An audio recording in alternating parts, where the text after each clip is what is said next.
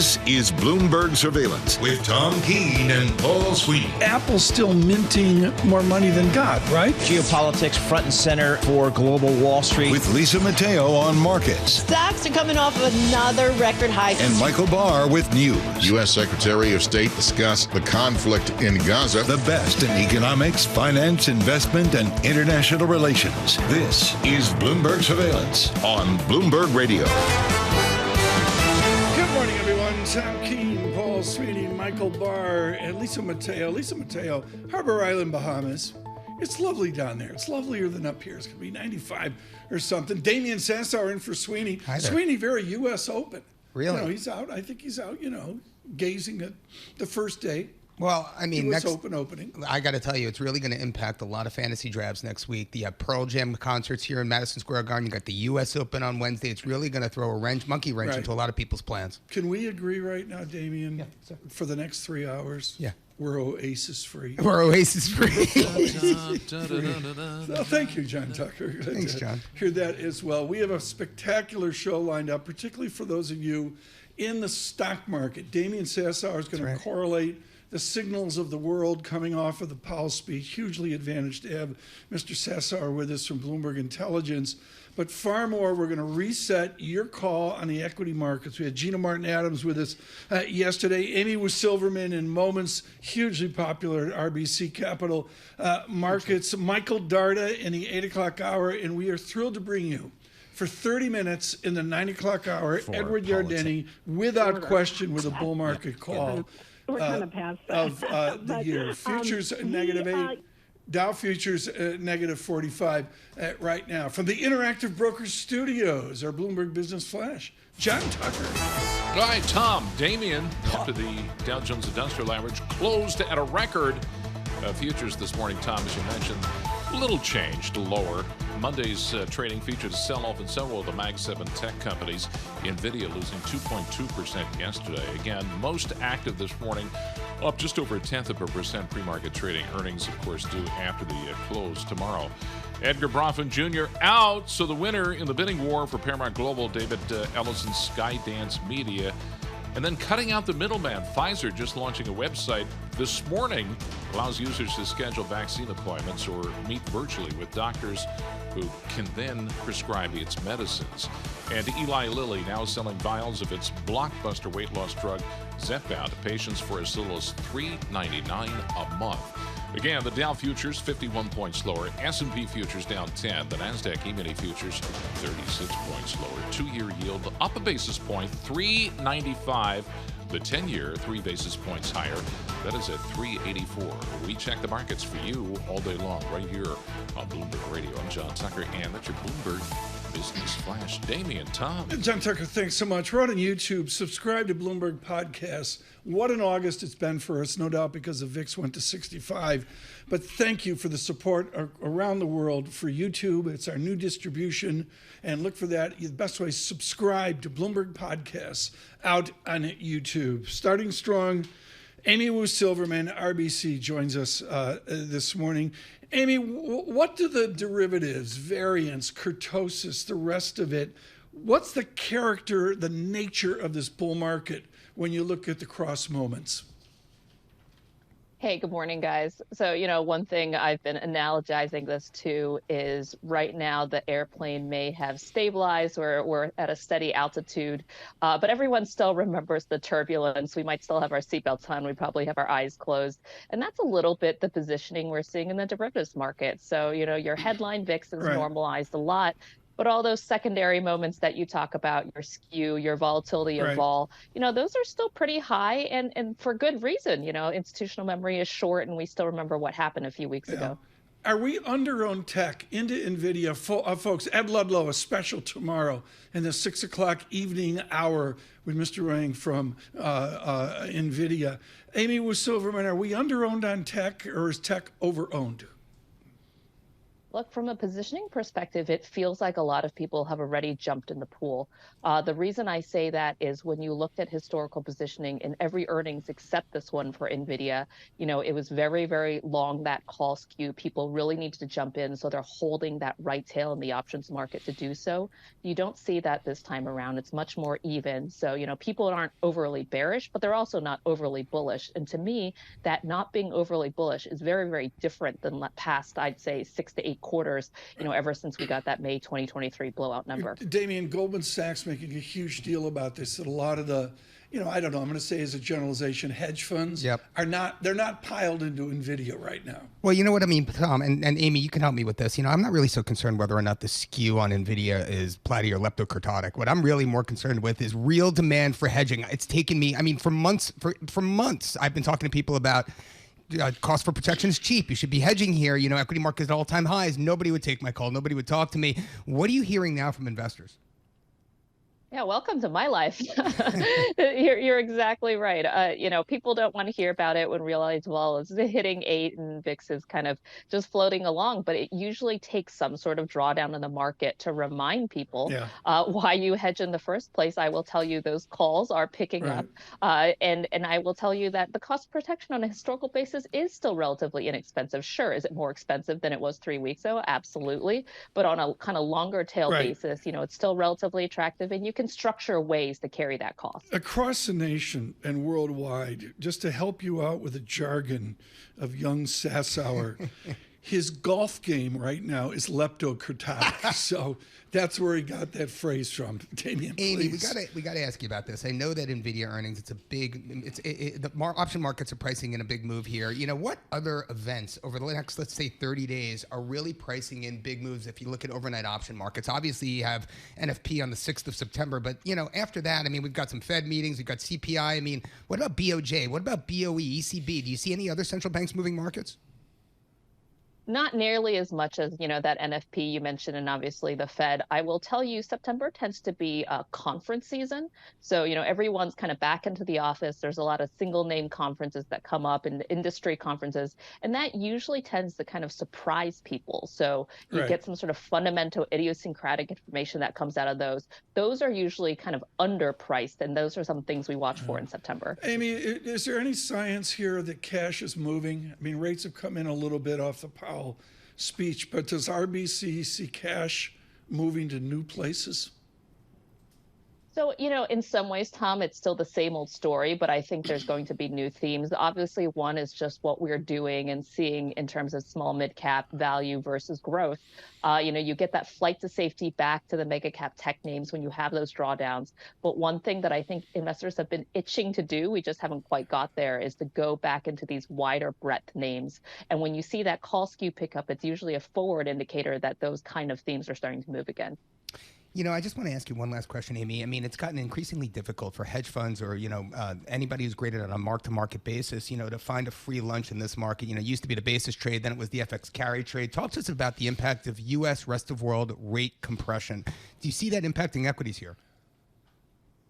Yeah, to some degree, it has a little bit already. But I think, what's interesting to me is when you got that major drawdown a few weeks ago, it really shook all these carry trades a little, right? But in our space, in equity volatility space, we actually saw some folks double down. So when you ask about a free lunch, people are still betting on that to some degree. I think that's absolutely fascinating, So maybe that doesn't work as much in FX anymore, but people kind of, they're still saying, like, we think that exists in the equity vol premium space, and we're still going to try it for the months to come. Amy Wu Silverman, thank you so much. RBC Capital Markets. Just brilliant. Damian, along that line, in translating the pro discussion you and Amy are having, we had a yen blowout, monetary policy, stuff I don't want to talk about in the 7 o'clock hour.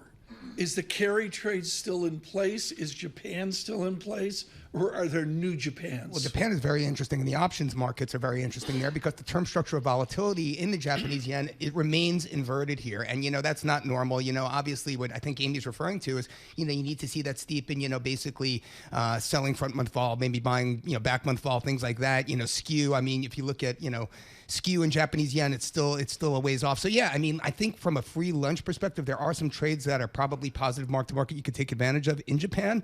but there's not that many. And certainly, again, with all of the FX carry trades being rolled off, Tom, it's getting increasingly difficult for speculative fund managers to make money in this environment. Michael Barr, did you see the socks that Damian wore today? I'm sorry, I thought you were talking about the White Sox, but yeah, look at those socks. I wore these for you, Michael Barr, because you have the number 12 pick tonight in our fantasy draft. I can't even read what that says. It says your team, SUCKS. I'm just saying. I'm a happy team. Is this the football? You're doing Yeah, we got our fantasy draft. We're drafting tonight. We'll talk about that in a couple minutes. With our news in New York City, he lost last year in the league. Michael Barr. Thank you very much, Tom, Damian, John. A U.S. appeals court is being asked to reinstate the classified documents case against former President Donald Trump. Bloomberg's Nancy Lyons with the latest. Special counsel Jack Smith is appealing a Florida judge's decision to toss out the criminal case charging the former president with mishandling classified documents. Judge Aileen Cannon dismissed the case last month, saying the appointment of Smith as special counsel was unconstitutional. Smith, in his appeal to the 11th U.S. Circuit Court of Appeals, says Cannon's decision is at odds with long-standing appointment practices in the Department of Justice as well as across the government. Donald Trump's team is due to respond to the government's brief in a month. Then the government will have another 3 weeks to reply. In Washington, Nancy Lyons, Bloomberg Radio. Vice President Kamala Harris and former President Donald Trump are arguing over whether microphones should be muted, except for the candidate whose turn it is to speak during the next debate scheduled on ABC September 10th. Yesterday, former President Trump made a campaign stop in Roseville, Michigan, after a speech at the National Guard Association convention in Detroit. Trump spoke to cheering campaign workers, saying former Democratic Hawaii Congresswoman Tulsi Gabbard endorsed him. Tulsi just endorsed me in front of the National Guard. That made it permanent, when you're in front of the National Guard. She gave us a great endorsement, actually. And I've had a lot of respect for her for a long time. Meanwhile, hundreds of former staffers for Republican presidents say they are switching sides and voting for Kamala Harris. A federal judge in Texas has temporarily blocked the Biden administration's immigration plan that would give undocumented migrants married to U.S. citizens a path to citizenship. It would have allowed spouses without legal status permission to stay in the U.S. to create a path to citizenship. Texas Attorney General Ken Paxton, representing a coalition of 16 Republican states, argued it rewards illegal immigration. Global news 24 hours a day and whenever you want it with Bloomberg News Now. I'm Michael Barr, and this is Bloomberg. Tom, Damian, John. It's the time of year. The first leaves changing in Central Park. The autumnal glow is here. Now, are you guys in the same... Is it a rotisserie league? Is that what you call it? That's correct. Yeah, no, there are 12 teams. It's a 12-team league. It's myself, Michael Barr, a number of Bloomberg Intelligence analysts and strategists, exactly, and overpaid, obviously. And then, obviously, it is voice of God, Richard Truman, who is he the reigning champ? Who is the champ this year? I know I was second. Yeah, I think it is Richard. Rich won last year? Yeah. And then now he did, and I hear him in my ear. Oh, well, now he's going to go first. He's first, and I'm second. And you're 12. I'm dead last. Yeah, but that's not a bad position to be in. The way it works, anybody doesn't know, is that we'll go 1 to 12, and then we'll snake back 12 to 1. So I'm on the turn. So you get 2 picks way out. 12-13, exactly. So what's that, Jets and Giants? Yeah. Oh, interesting you say that, because Garrett Wilson shows up right around there, and, he's expected to, do some things this year for the Jets. Yeah, giving away my strategy. Is it more important to pick defense or offense? Well, there are no defensive players. It's defensive teams in our league. We don't play IDP, but, it's all offensive players, really. So, the first overall pick, most people would have you believe it's Christian McCaffrey, running back for the San Francisco 49ers, but Richard Truman is I don't think he he's going to pick CMC, and I get it. I know we're running out of time. CeeDee Lamb signed just last night a 4-year, $136 million contract. Our YouTube live chat just exploded off of this. We'll continue this discussion. It's that time of year. First question, is Michael Barr only pick Detroit Lions? We'll have to see. It's Bloomberg Surveillance.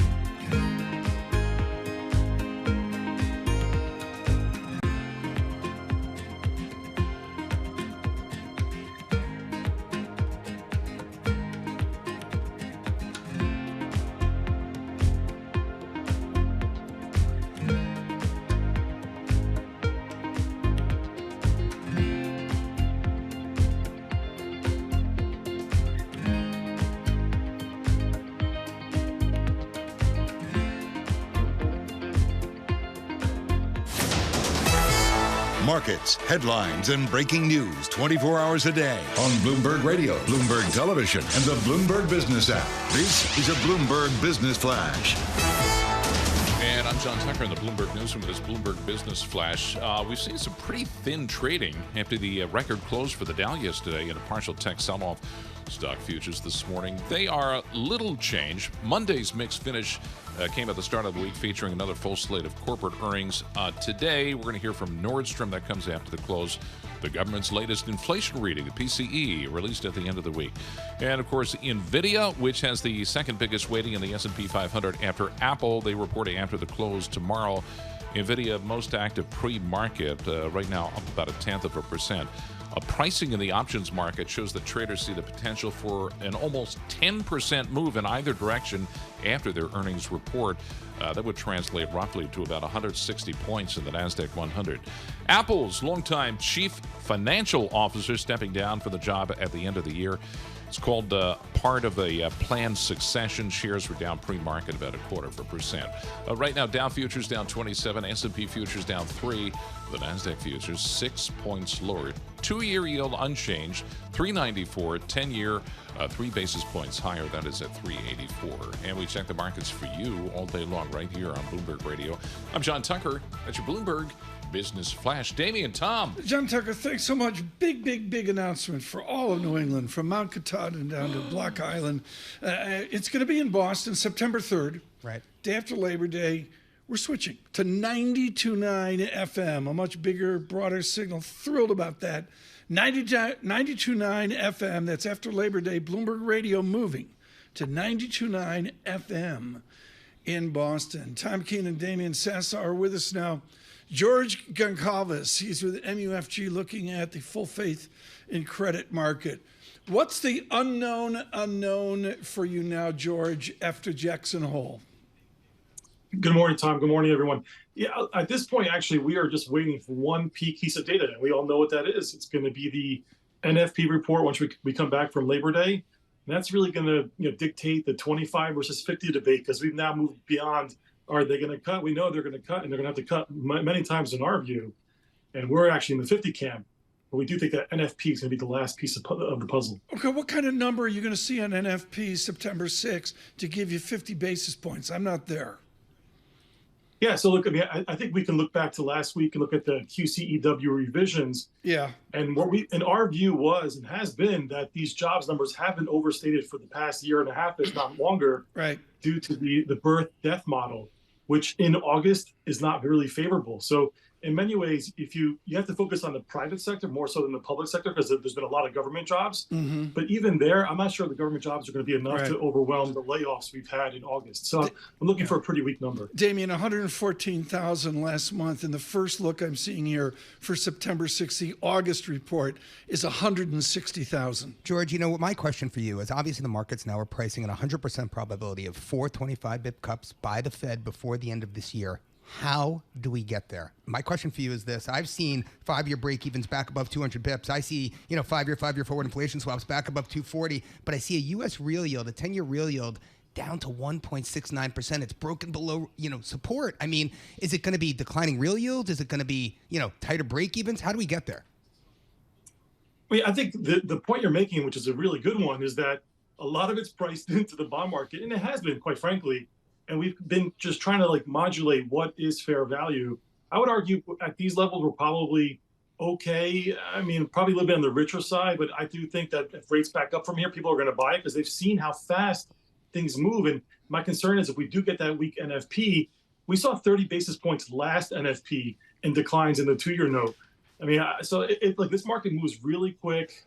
I think that it would be led by the front end. Mostly, short-term rates would rally much faster. And if it becomes unequivocal of 50 bips, it's going to get priced in on next Friday. So, George, were you as surprised as I am this month when you saw the Bloomberg Global Aggregate Bond Index actually turn back into positive territory? I think we're up 2.5% year to date now. But really, to me, it's that move in investment grade, right? Those long duration, fixed income securities that are really driving the move. Talk to us about credit. Talk to us about spreads in this environment. What are your thoughts here into year end? Yeah, so this is where it becomes a little bit more precarious because spreads have been bouncing around the bottom. They've had moments where they widen. Again, we get these episodic vol moments like we had at the beginning of August, late July. Hopefully those vol events are behind us. But if they're not, and if this is going to be a common feature of the markets, then that means that spreads should be more biased to widen going forward if rates rally, because rates are just going to outperform credit. There's a basic idea here of a ratchet up and then lower, lower, lower, a set of lower, higher yields. Is that trend in place, George, where we're sort of just winding down to a lower yield? I mean, ultimately, what everyone's trying to determine, including the Fed, is what is the neutral rate and what is the right level of interest rates that keeps the economy expanding without contracting and without generating inflation. And, that guess is anyone's guess at this point. It could be 250, it could be 3%. It sure isn't 5.5%. So they, at a minimum, have 150, 200 basis points declines in rates to deliver. The thing is, it's priced into the bond market. So the thing we're trying to determine is how fast and how soon do they get there. So it's about speed and the end point. George, the Federal Reserve has been in a deferred asset position for the last 23 months. It receives less coupon income than it pays out. Now, talk to us about your expectations for runoff. I mean, do we expect MBS runoff to continue? I mean, what are your thoughts on coupon issuance? Talk to us about, refunding. Yeah, no, look, in terms of like the supply and the flow dynamic specific to the Fed's balance sheet, I mean, our view has been all along that they should maintain the MBS runoff. And here's the kicker. If rates do come down and we do get some refinancing, there was not a lot struck at these higher rates, but there was enough that would incentivize some refinancing, but the Fed didn't buy those securities. So that the issue is going to be like, is there going to be some movement within the overall housing market, which has been largely frozen, or a cash buyer-based housing market? So if we can get some prepays on the mortgages, the Fed will keep letting the portfolio shrink the mortgages, and treasuries will buy with that money. George, thank you so much. George Concalves with us, the MUFJ so good. This morning. Damian, I want to go to your world, and it's a foreign world, an international world. How did they receive the Powell speech and all the voluminous reading? Folks, you should see it. He's actually crafting his must-read global morning note while we're on air. He's that good at it, seriously. Well, look, I think what it is what did Indonesia think of the Powell speech? Indonesia's got other problems.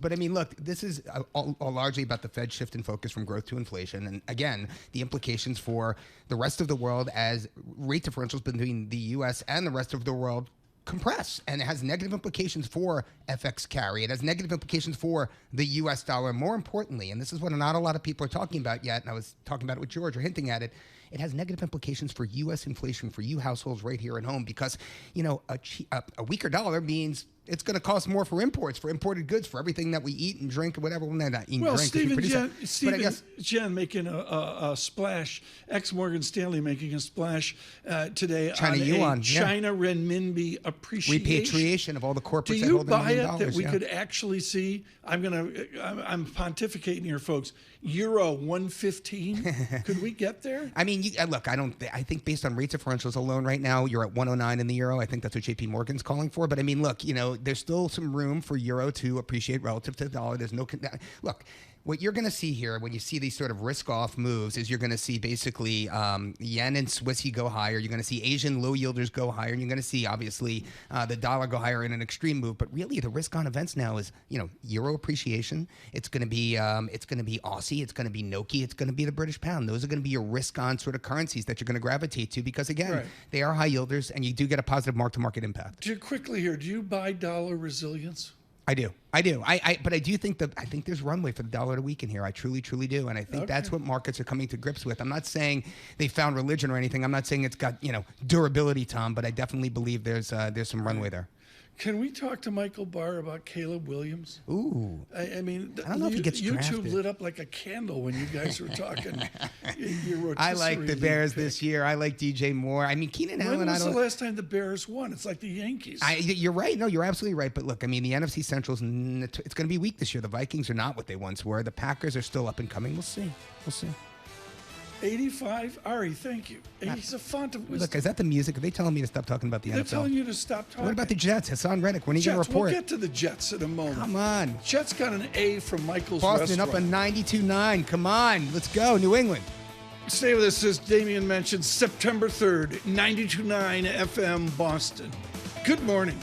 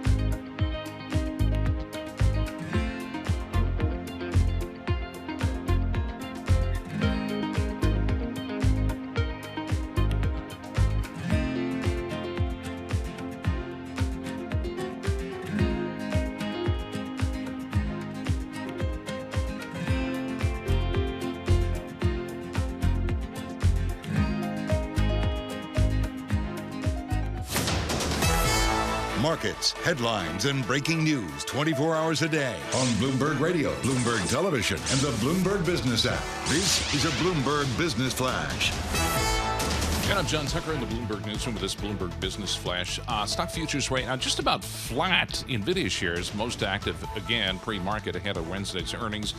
The company's report meant to be the grand finale of the second quarter earnings season. And of course, on the economic calendar, end of the week, the Fed's preferred inflation measure. You just heard from George Concalves at MUFG, says he's focused on next week's jobs report. He is looking for a weak number. He also sees the Fed cutting 50 basis points as a result of that. Dow futures right now, after yesterday's record close, they're down 21 points. The S&P 500 futures right now 2 points lower, and the Nasdaq E-mini futures unchanged. 2-year yield unchanged. 394. The 10-year yield right now is 3 basis points higher. That is at 384. And we check the markets for you all day long right here on Bloomberg Radio. I'm John Tucker, and that's your Bloomberg Business Flash. Damian, Tom. John Tucker, thanks so much. And now, folks, the calculus hour on Bloomberg Surveillance. As you know, there's like what you're doing, and then there's the rate of change, and there's a rate of change of the rate of change, and somewhere out there's the third derivative as well. Only Damian Sassower understands this. Why don't you bring in Matt Rowe, Damian, who's really looking at the second derivatives of the market off the Fed chit-chat. Matt Rowe, head of portfolio management and cross-asset strategist at Nomura. He sits at the intersection of credit risk, equity risk premia, and volatility correlation. Do they have congestion pricing? I mean, do they, right? I mean, yeah, they do. I mean, Matt, tell us. I mean, we were talking to Amy Wu Silverman a little bit earlier about demand for protection, demand for hedges, demand for options. What are you seeing? What are you hearing from your clients, and what do you believe? Well, I think what we're seeing and what we've seen since 2 years ago is a voracious appetite for selling volatility as a yield generative strategy. And that has been dominant in the market. And what we see broadly with rising rates is that that appetite hasn't gone away. And I would have thought that you'd see a shift from selling equity risk premia to taking credit risk to buying T-bills, you know, the T-bill and chill theme. But it hasn't slowed it down. So there's been a very interesting collision here of rising rates and vol selling. Well, selling volatility means a lot of different things, right? I mean, it means, you know, picking up pennies in front of a steamroller from where I sit, but it depends on which asset class you're selling vol in, right? So are you talking about selling equity vol, FX vol? FX vol has come up quite a bit recently. I mean, where are you selling vol here? Well, I think that all forms of long risk are short vol trades when it all comes down to it. Equity, credit risks most certainly can be translated into being short a put spread on whatever the issuing company is.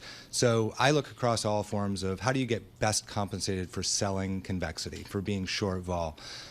Right now, the thing that stands out to me is that investors are not afraid of a repricing in the equity market at all.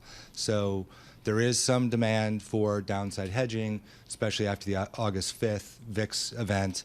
But it really snapped back. Right? We see people selling a recession in equity vol and buying the probability of a recession in forward Fed funds futures. What I think is so important, franchise in America of really looking at the dynamics of the market. Not only is there Matt Rowe, but there's a guy from Dartmouth named McElligott that makes some press as well.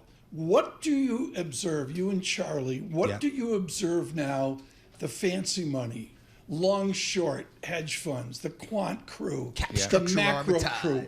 What are those animals doing now in their final week in the Hamptons?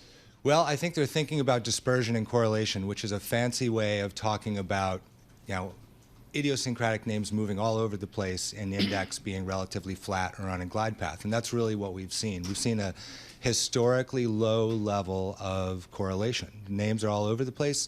Large cap is doing well. How 12 months trailing, SPX is up 27%.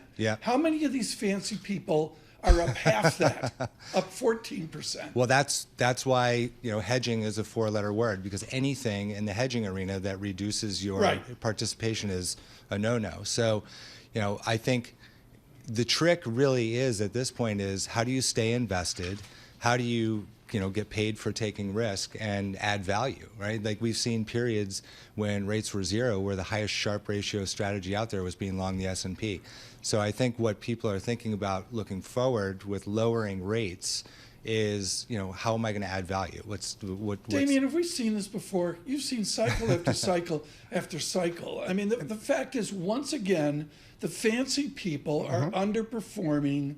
Just own the Fidelity SPX fund, the Vanguard SPX fund, whatever. Well, I think what Matt's referring to is when you see drawdowns such as what we've seen, the demand for idiosyncratic carry, Matt. I think that's the theme you're talking about. In emerging markets, for me, it's looking at distressed but not defaulted EM debt. I'm talking Dominican Republic or Uruguay or Egypt. I mean, that's these kind of cash flow streams you can try to pronounce Uruguay. Yeah, no, it's Uruguay. It's Uruguay. But I think my question for you, Matt, is really one of where can you expect to find the cheapest source of idiosyncratic carry? I mean, is it equities? Is it FX? Is it fixed incomes? Is it emerging markets?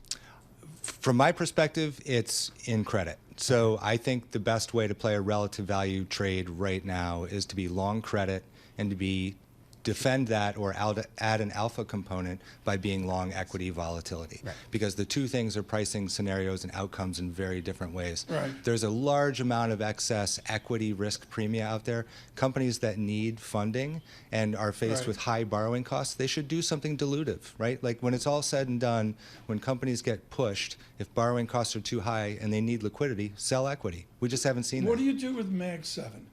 I mean, it's Nvidia day tomorrow. Forget about that. Tonight. Yeah. But what do you do with this juggernaut of technology success that didn't read Fibonacci? Nobody at Apple read Fibonacci. Yeah, without a doubt. Well, I used to have a rule with Apple. Every time you buy a new device in your household, you buy some stock because you have observation.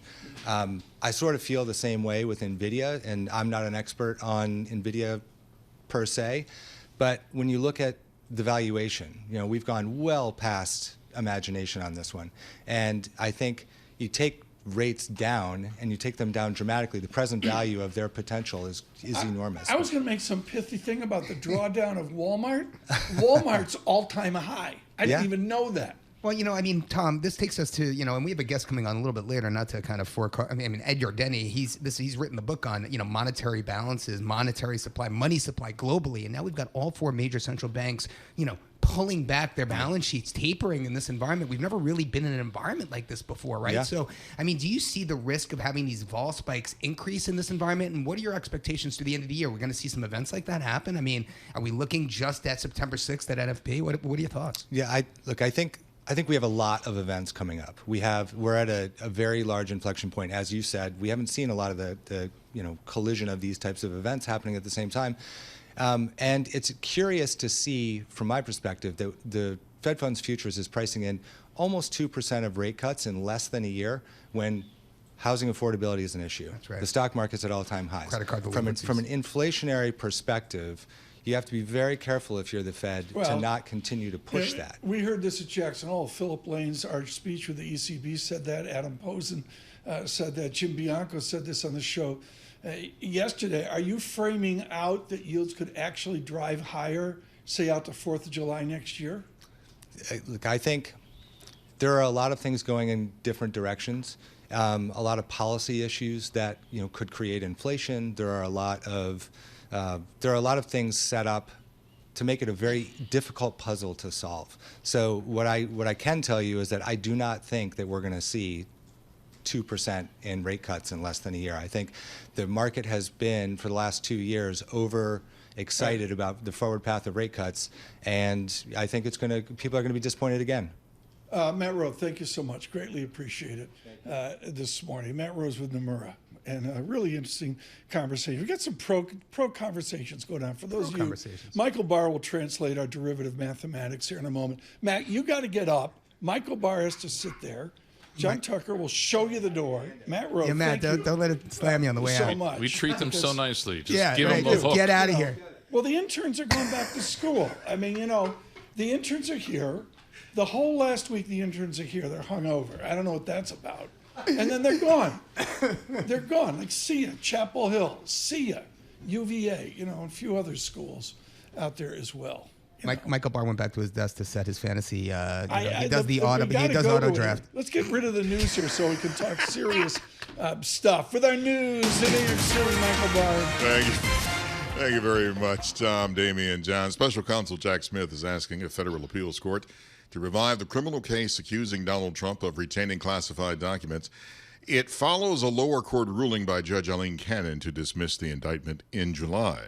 Former federal prosecutor Lori Levinson. Cannon had found that Smith's appointment by the Attorney General was not supported by the Appointments Clause, and in fact that there was not a basis for doing this. But I understand why Smith and the Justice Department are appealing, because in fact there have been cases for years that allowed this type of appointment of a special counsel. Former federal prosecutor and Loyola law professor Lori Levinson. Former President Trump visited a campaign in Roseville, Michigan after a speech at the National Guard Association convention in Detroit. Trump spoke to cheering campaign workers, saying polls show the campaign is flipping some states to lean Republican and projecting confidence that he will win Michigan in November. If we can win this state, we win the whole thing. We win the whole thing. We're going to win the whole thing. Trump visits swing states, Wisconsin and Pennsylvania later this week. Meanwhile, hundreds of former staffers for Republican presidents say that they are switching sides and voting for Vice President Kamala Harris. More than 200 Republicans who worked for former Presidents George H.W. and W. Bush, Senator John McCain, and Senator Mitt Romney have endorsed Harris. In a letter, they say democracy would be irreparably jeopardized by another Trump administration. Iran's supreme leader opened the door today to renewed negotiations with the United States over his country's rapidly advancing nuclear program, telling its civilian government there was no barrier to engaging with its enemy.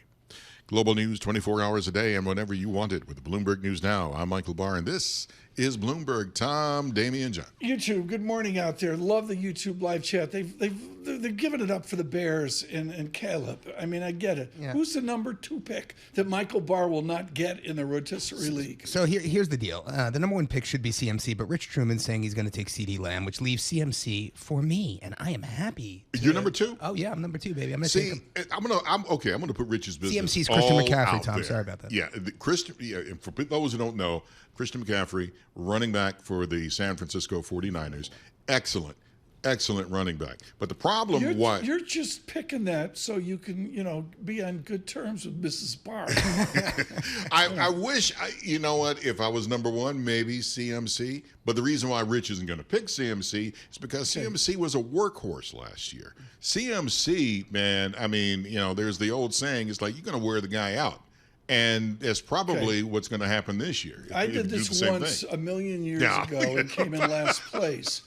Is your Rotisserie League picking, is it as useless as my March Madness bracket? I mean, this year more so than other years, because the preseason for the NFL has told you nothing about how these teams are going to perform during the season. It's unlike any other year I've seen. You used to look at the preseason and engage it, and you can't do that. Mohammed emails in. He says, do some Jets. All right. Is Aaron healthy? Aaron's healthy. He looks great. Garrett Wilson's going to be a high draft pick. I haven't seen a Jet get picked in the first round in many, many years. You're going to get one this year for sure, or close to it. And then Breece Hall. Well, yeah, for sure, because Breece Hall too. You might get 2 Jets picked in the first round of this year's draft. That would be crazy cakes. Crazy cakes. I'm rooting for Saquon Barkley at least for me to get 1. I feel like I'm Mina Kimes on, ESPN or something. Should we do Seattle Seahawks just to keep Mina happy? I mean, we could talk about who's that guy, Jognan Bog. Well, there's Metcalf, obviously. There's KW3. There's some Seahawks out there. Just John Tucker's Geno like Smith. A foreign language. I've never heard John this quiet in my life, man. I'm actually doing work over there. He's doing woodwork over there. We had a meeting at 4 a.m. where we all agreed no Oasis talk, and instead I get this. I'm sorry. When is this torture over? Tonight? Yeah, tonight. Well, it only begins. It just begins. The season just begins after tonight. It's a great time to be alive. That's right. Watch the Pocono 400 win. My deepest sympathy, folks. We're going to have a management discussion about this later. Good morning to all of you across the nation, particularly like me, who have no clue what they were just talking about. From New York City on YouTube, Bloomberg Surveillance.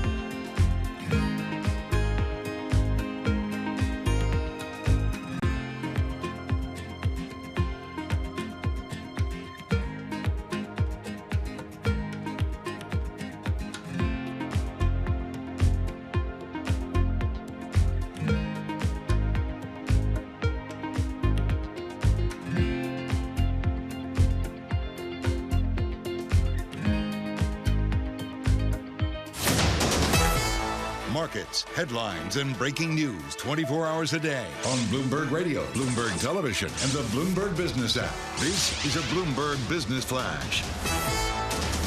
And I'm John Tucker in the Bloomberg Newsroom with this Bloomberg Business Flash. Nvidia's results tomorrow, that has markets on edge in what is traditionally a quiet period. Futures right now struggling for direction. You have treasuries, the dollar steady, gold, oil slipping. Wall Street's fear gauge. VIX shows slightly elevated volatility, 1626 right now. Skydance set to become the new owner of Paramount after Edgar Bronfman Jr. dropping out of the bidding. The studio expects to complete the deal next year. Get in line. Eli Lilly selling vials of its weight loss drug Zepbound at a 50% discount. And parking your money in super safe treasury bills and earning yields of more than 5%, proving a hard habit for investors to break. Money market funds raked in $106 billion this month alone. Goldman Sachs lowering its 2025 Brent forecast to $77 from $82 a barrel. That's on an expected production boost by OPEC+. And Amazon plans to launch its delayed AI Alexa in October. The upgrade accessible via a paid prescription or subscription. S&P futures right now up a point. Dow futures after yesterday's record close, 7 points lower right now. And the Nasdaq E-mini futures, they are up 13. We check the markets for you all day long right here on Bloomberg Radio. I'm John Tucker, and that's your Bloomberg Business Flash. Damian and Tom. And John Tucker, thanks so much. Bloomberg 1130 in New York, 99.1 FM in Washington. After Labor Day, 92.9, September 3rd, 92.9 FM in Boston. Really looking forward to that. Damian, here's the reality. Yes. You know, we talk to our people, and they have people, and their people talk to our people. So we have Greifeld on, and her people call. And oh no, I'm on the Alan Ducasse boat in the middle of the River Seine. She's not swimming. She's floating on the boat. Oh, is that right? Sipping, some Dutch champagne or whatever. Joining us now, because she stood us up at the Olympics, Catherine Greifeld here. I got to talk about the Brat Summer and the idea that you're at Place Vendôme with the Napoleonic column. The Ritz is in the background. And there you were with your iconic photograph, viral on Twitter, of the Brat Summer in the Olympics. How bratty was the Olympics? It was amazing. I mean, you had athletes doing the Brat dance. I don't know if you've seen it on TikTok. Oh, I've done it. It's a phenom. After the third martini. There you go. You can't see in that photo, but I'm wearing Gucci slides, which is adding to the atmosphere. Adding to the atmosphere. Yeah, absolutely. As well. Bailing out Gucci because I think they're tanking here. In Decide. We have you in our studio today, Catherine, over Bitcoin. What is the difference in Bitcoin at this 66,000, 65,000? Let me look where it is right now. 62,000. Yeah. What's the difference now versus the last time it was here? I would say the absolute lack of fanfare. Really, if you take a look at the one-year chart of this, we've been in this 60,000 range since about late February. We've just been oscillating around 60,000. We got above 72,000 for a brief sweet dream, but that feels like a long time ago. And I don't know, when I think about crypto at this stage, now that we finally have the holy grail of spot Bitcoin ETFs that have launched, that's right. It's just the ultimate exercise in narrative fitting. It can be anything you want it to be. It can be a risk asset.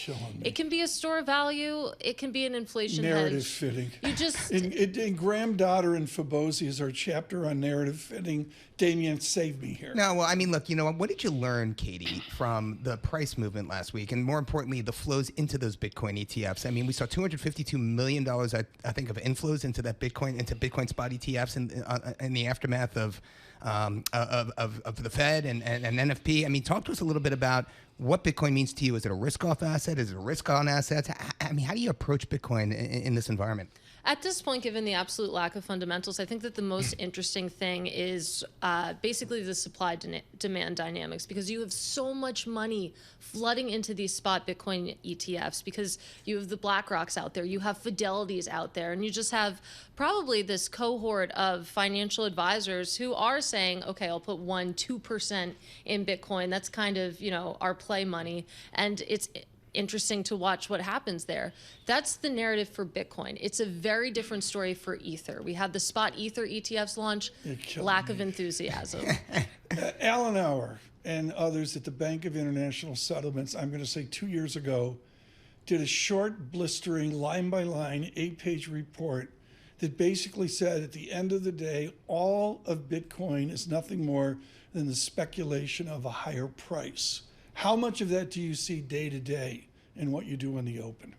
You know, on open interest, we don't talk about it that much. We've tried to be disciplined. In the 9 a.m. hour, we're going to talk about equities. When it comes to whether it is truly that speculation, it depends on who you're talking to, because there are the crypto believers out there, and there's a strong faction of them, especially on social media, who really believe that this is the future of money. And then you have people who, again, are putting 1% to 2% of their portfolio in it, who are speculating. Where are you on this, Damien? Do you see an I don't know enough about crypto to have an opinion one way or the other. I can tell you I've never owned it and I don't own it. Where's the free cash flow growth of crypto? Is it a gold equivalent? You're right. My parents spent a lot of money to send me to business school and to send me to all these great universities, and not once did I take a class on crypto. So you're right. I mean, I'm biased. But let me ask you this, Katie. The Hamptons Classic Horse Show is going on right now in Bridgehampton, August 25th. Talk to us about Gus, about your horse. Birthday's coming up. Talk to us about, why you're here and not out in Bridgehampton. I'm so happy that you asked. So Gus is about to turn 6. I bought him when he was a 2-year-old. So it's sort of been a journey that we've gone on. I've never bought a young horse like that. And, we're ramping up there. Give us a couple years. Right. I don't want to break him. In dressage at the Olympics, this is the little short-steppy ballet, Katie's the dancing, if you will. The dancing, if you will. I just offended her, I think. Are the horses better, older, or younger? Definitely there's a sweet spot. It's not like racing, for example, where you have 2, 3-year-olds, 4-year-olds on the track. I mean, it is skill-based, so it takes a while to learn. So probably the sweet spot is 7 to 12 years. So if they go dancing to the left, what do? Give them a carrot? No, it's kind of like Pilates, which is an insane thing to say, but basically when you're applying an aid, you have to then release the aid. Where you get into trouble is if you just hold the horse there. They're looking for that that's release. what Sparta does with me on radio. Well, no, look, there's these obstacle courses, right, at these horse shows, right? There's the Grand Prix ring, there's the Aspinall ring, the different obstacles, the jumps, and this. Well, I'm looking at it right now. Tell me, Katie. I mean, like he did his research. Yeah, I do my research here. That's what I like. You see my notes, my highlighter. Katie, I mean, talk to us. I mean, like, if you're, doing this for, a hobby or for, I mean, is it like, do you get these huge crowds to go to these horse show events that watch people? I mean, is it something that's big? I mean, does it draw a lot of interest? Oh, there's a scene. Yeah. Especially big hats. Yeah, if you go down to Wellington in Florida, especially in the winter. I was going to say, are you going? Is this something Gus and you in Wellington this winter? I know a lot of people who actually do ship down and spend the winter in Florida in Wellington. They ship their horses down. I was never quite into that scene. My parents were like, no, you have to go to school, which I thought was offensive. Thank you. But no, terrible. It is a scene, and I've been to some of those, there's this beautiful scene up in Wellington. It's fun to go to. Dana Telsey emails in from Telsey Advisor Group. Ask Katie if she's using an Hermes saddle. Like you go into Hermes and there's a saddle there that has a glow around it because it's, no one ever buys it. Is there people actually use fancy saddles? Oh yeah. So my horse, I got him again. He was 2. He was a strange breed, so I got him kind of cheaper than most dressage horses. The saddle was what was expensive. The saddle was more than the horse. But the saddle, if you take care of it, it's going to last. My last saddle I had for 15 years. My dog is vet bill. What are the vet bills like for Gus? It's bad. You got to. Well, that's also why I don't want to push him into trying to do higher level dressage when he's still growing. Because do they sell insurance, like medical insurance for horses? I mean, I'm sure somebody out there. Yeah, you must, right? Yeah, if you can buy it on your gerbil, you can get it on your horse. It's our Brat moment. Katie Greifeld with us here. The open, look for that. 9 a.m. She's got to, get ready for the show. Is Miller in, or is he taking the rest of August off? He's in Spain. He's literally in Spain right now. So it's me and Shanali Bassick. We'll be talking about Nvidia. No surprise there. Okay. Yeah. Thank you. Katie Greifeld, thank you so much. And congratulations on the success of the Open. What are we doing? We're not doing Oasis. We're going back to Nashville and basics. Patty Loveless, good morning.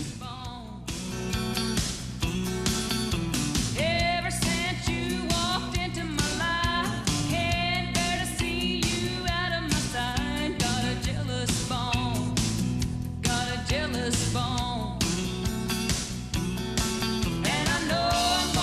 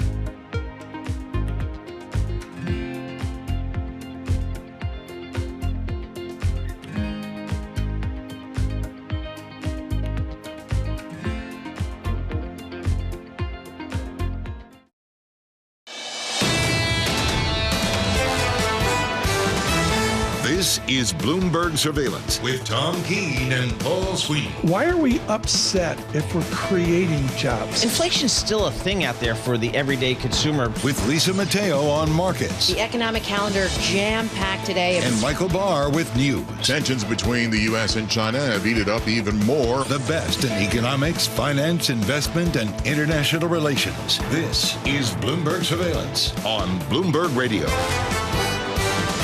Good morning, everyone. Damian Sassower in for Paul Sweeney, Tom Keene, Michael Barr with us, Lisa Mateo, Harbor Island, Bahamas. It's lovely down there. It's nicer than it is in New York. John Tucker in for Lisa Mateo today. Nice end of August, Tuesday, August here. Damian Sassower on the Bloomberg Launchpad. Equities, bonds, currencies, commodities. What's the number one thing you're looking at? Well, I'm just sitting here looking at Yardeni's latest note. He's saying that Powell's Jackson Hole pivot on rate cuts won't be his last. He's saying the U.S. economy is stronger than you think, Tom. And, I don't disagree with him. So it's going to be That's been the big missed call for 2 years. Recession's coming. Yeah, right. Exactly. Slow down. So what makes this time different? Michael Darda with us here in moments. What you need to know, thank you, Interactive Brokers, for your long-term foundational support of what I do here at Bloomberg Surveillance. And we're brought to you by IBKR with Interactive Brokers.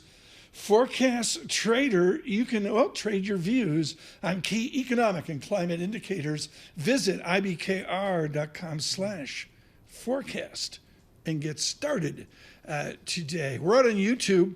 Subscribe to Bloomberg Podcast. They had a huge August. We're really looking forward to the dive into Q4, ending September 30, into Q4, October, November, December. Subscribe to Bloomberg Podcast. You can do that at YouTube. It'll get you to our chiclet, and you can watch us worldwide. Good morning, Indonesia. We're featuring Indonesia in their evening today. We thank you for watching in Jakarta and their new capital, East Kalimantan. Yeah. They're building a new capital. Yeah. But the real news overnight in Indonesia is palm oil output. The weather has been very, very dry. I said the same thing. I mean, it's huge stuff. So output set to fall in weather. These old trees. The rupiah leads Asia FX in terms of its decline overnight. I mean, this is what we're looking at here in emerging markets. What is palm oil used for? Cooking. Cooking? Yeah, all sorts of fun stuff. Pork, I mean, I like to cook my pork and palm John, oil. To make your palms supple. Sweeney can't give me this. I mean, Damian's, it's like palm. It's, it's palm of your hand. It makes you ageless, John Tucker. From the Interactive Broker Studios, our Bloomberg Business friend, the ageless John Tucker. Okay, for those of you still listening, after the Dow closed at a record, futures this morning, little change. Monday's trading did feature sell-off in several of the Mag 7 tech companies. Nvidia lost 2.2% yesterday. Again, most active this morning, down only 0.1% pre-market trading, with earnings due after the close tomorrow. The mixed finish yesterday came at the start of the week, featuring another full slate of corporate earnings, and today we're going to hear from, among others, Nordstrom. That's after the close. The merger between entertainment giant Paramount and Skydance set to go ahead. This after Edgar Bronfman Jr. withdrew a competing offer. Paramount shares, they were lower as a result of the end of the bidding war. S&P futures 4 points lower, down about 0.1%. Dow futures 41 points lower, and the Nasdaq E-mini futures right now down about 10 points. Brent crude 34 cents lower. That's down about 0.4%, 81.09 a barrel. 2-year yield 3.94. That's unchanged. 10-year yield 3 basis points higher. That is at 3.84. And we check the markets for you all day long, right here on Bloomberg Radio. I'm John Tucker. That's your Bloomberg Business Flash. Damian, Tom. John, thanks so much for mentioning Nordstrom. Nordstrom's last 10 years, negative 7% per year return for 54,000 employees. Seattle, retail's Washington.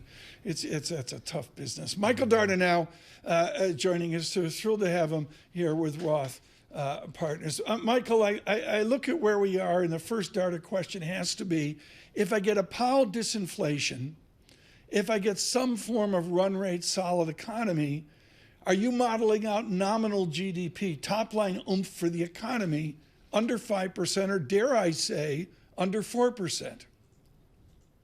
Thanks for having me on, Tom.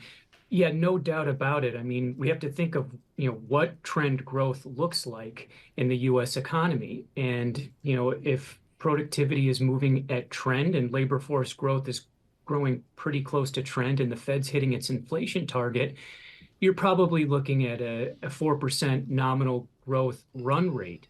But that's if the Fed doesn't overshoot in some way. Obviously, we've been above that for this recovery, and we've been in a high inflation environment until recently. The risks now, even with these rate cuts priced in my opinion, are that we fall below that.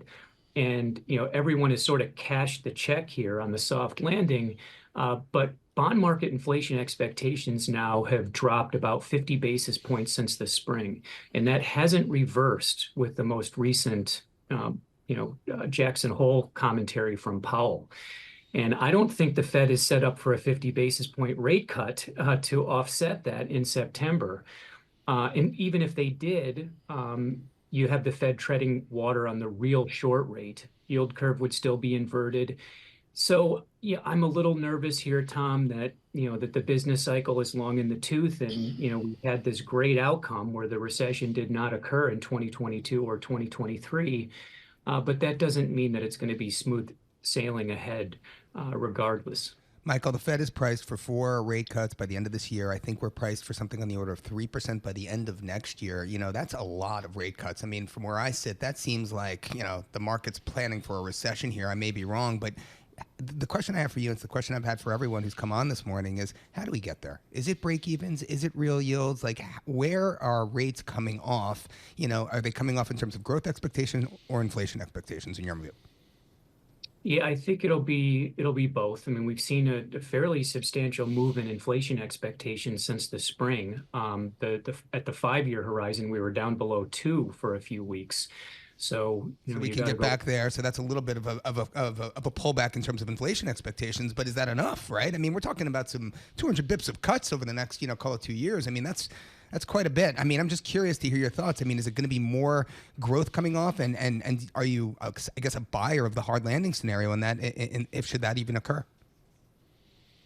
Yeah, I think what that tells us, Damian, is if the break evens are coming off and all these rate cuts are still priced in, that, the Fed is simply lowering rates because the neutral interest rate is expected to come down. And if that's not the case, I mean, if the super optimists are correct and the neutral interest rate is really high, maybe not much below 5%, then the Fed will just get stopped in its tracks because everything will just reaccelerate and inflation expectations will move back up. We're not seeing that, but I think what's happening is people are confusing the S&P 500 with the economy with the S&P 500, and they just assume the neutral rate stratosphere. And I think that's quite dangerous, frankly, because the S&P 500 was also super optimistic in July of 1990 at the cycle peak, October of 2007, 2 months before the cycle peak, February of 2020, literally moments before bottom dropped out, with the COVID shock. So let's be a little careful in terms of ascribing too much foresight to the S&P 500. Michael, I got 2 trains of thought and not enough time. So let me just go to the equity markets. Do you assume corporations can adapt to the DARTA world, or are we going to see margin compression and revenue and down the income statement disappointment? Yeah, Tom, I think the latter. Corporate profit margins have sort of been going sideways, at least on a NIPA GDP basis. They peaked back in 21-22 with, record nominal GDP growth, at least for recent cycles, and a lot of pricing power. But typically what happens as you get later into cycles with top line growth slowing relative to slower moving wage costs is that you get some pressure.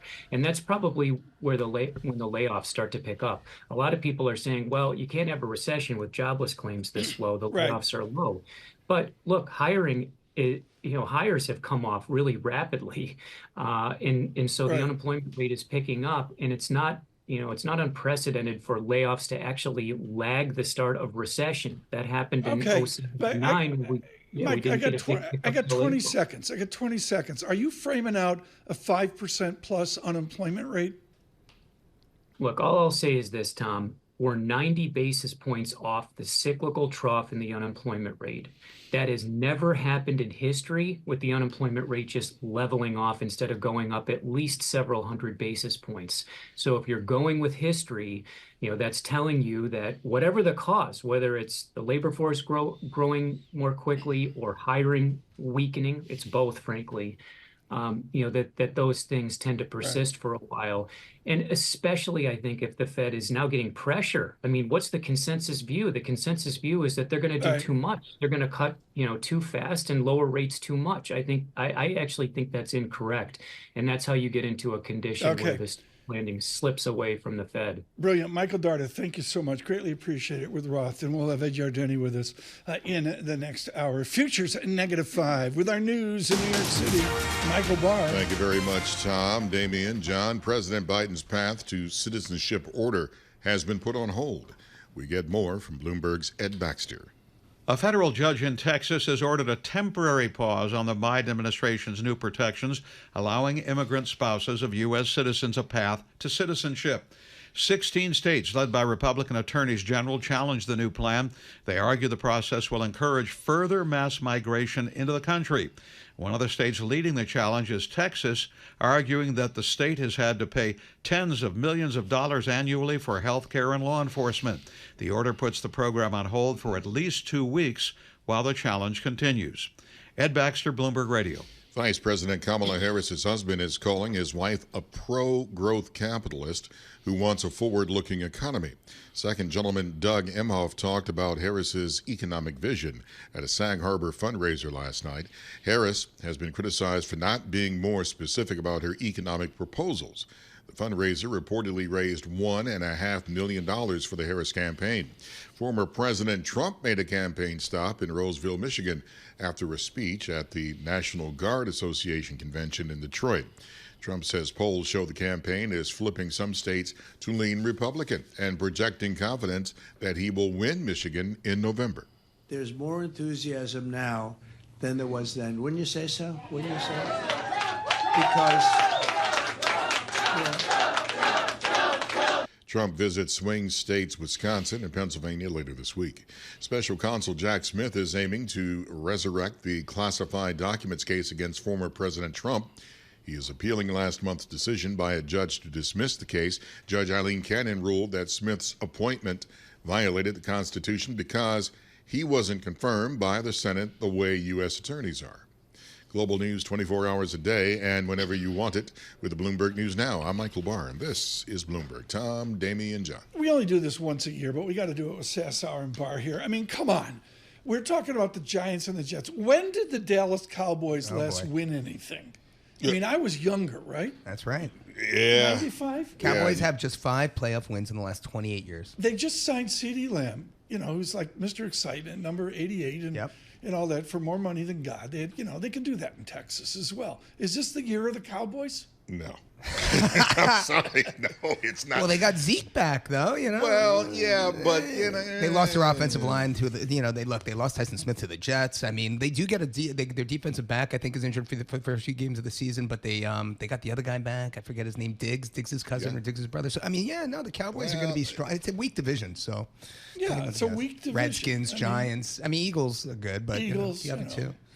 Sorry, Commanders. Excuse me, Commanders. Everyone's Oh, correcting my me. word, Damian. Timeout chair for you. Damn, sorry about that.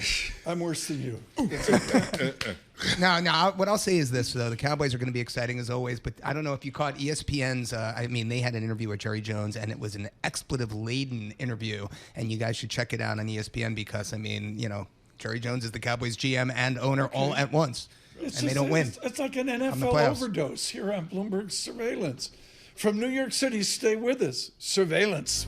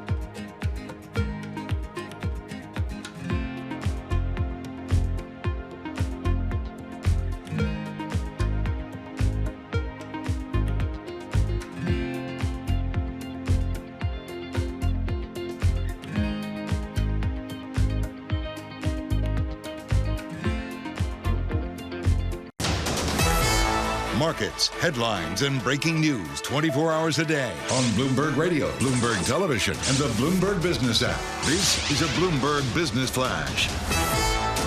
And I'm John Tucker in the Bloomberg Newsroom with his Bloomberg Business Flash. Some thin trading after the record close for the Dow yesterday and the partial tech sell-off we saw. Stock futures this morning, they are slightly lower, a little change we'll call it. Monday's mixed finish came at the start of the week featuring another slate of corporate earnings. Today we're going to hear from Nordstrom. That comes after the close. The government's latest inflation reading, PCE, released at the end of the week. Nvidia, which is the second biggest weighting in the S&P 500 after Apple, that reports after the close tomorrow. Right now, most active pre-market, a little changed in price. Pricing in the options market shows traders see the potential for an almost 10% move in either direction after they report their earnings. Down right now, Dow futures 46 points lower, S&P futures down 6. The NASDAQ futures right now 24 points lower. Brent crude 35 cents lower right now at 81.08 a barrel. And we check the markets for you all day long right here on Bloomberg Radio. I'm John Tucker, and that is your Bloomberg Business Flash. Damian and Tom. John Tucker, thank you so much. Now on Nvidia, actually not a pontificator, but somebody that actually knows what they're talking about. Wal-Mart at the bottom of the income statement makes 3 cents on the dollar. Nvidia at the bottom of the income statement makes 55 cents on the dollar. Can they sustain 55 cents on the dollar at the bottom of the income statement?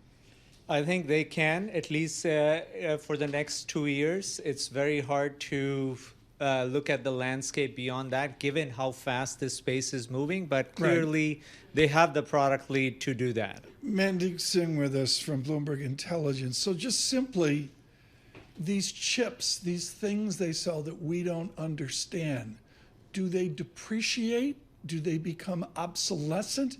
What's the Nvidia advantage to what happens to these chips once they sell them? They do depreciate. And think of, your old PCs. I mean, they're still around. They're not as useful as the new ones, but you can still use them for some sort of computation. It's the same way with NVIDIA GPUs, albeit they're much larger in terms of, the compute capacity. They are sitting in a data center. And they do depreciate, but the usefulness will last for at least, good 8 to 10 years. And that's where, companies that are pulling together all these giant data centers with clusters of GPUs, they have an advantage because large language models are all about scaling.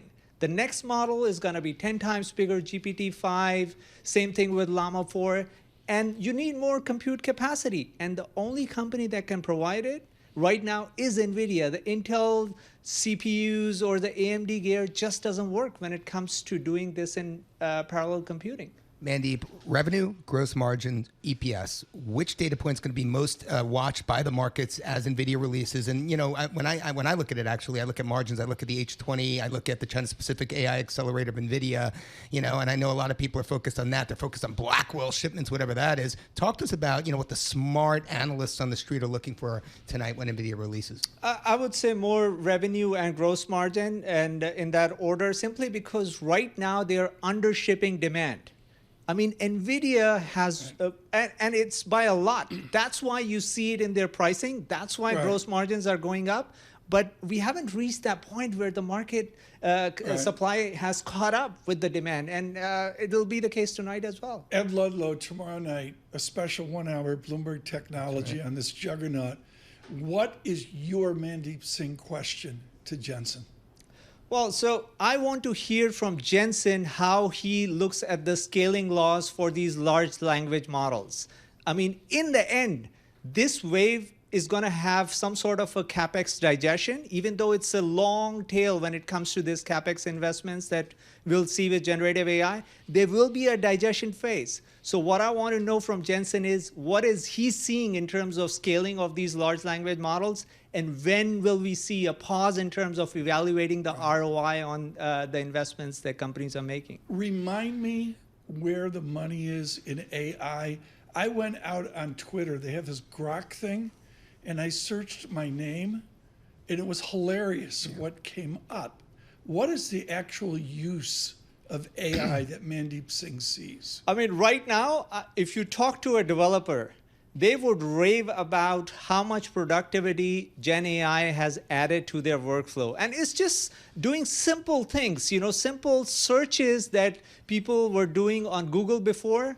The Copilot brings it inside whatever editor that they are working. So it's more about an assistant that can do simple tasks. Like for an analyst, it's like having an associate who can do basic searches, basic data gathering, and that's quite powerful because it saves you so much time. So we're not talking about high-end, computation that will change the world. No, it's about doing simple tasks in a way where it drives more productivity, and we are seeing a lot of instances of that.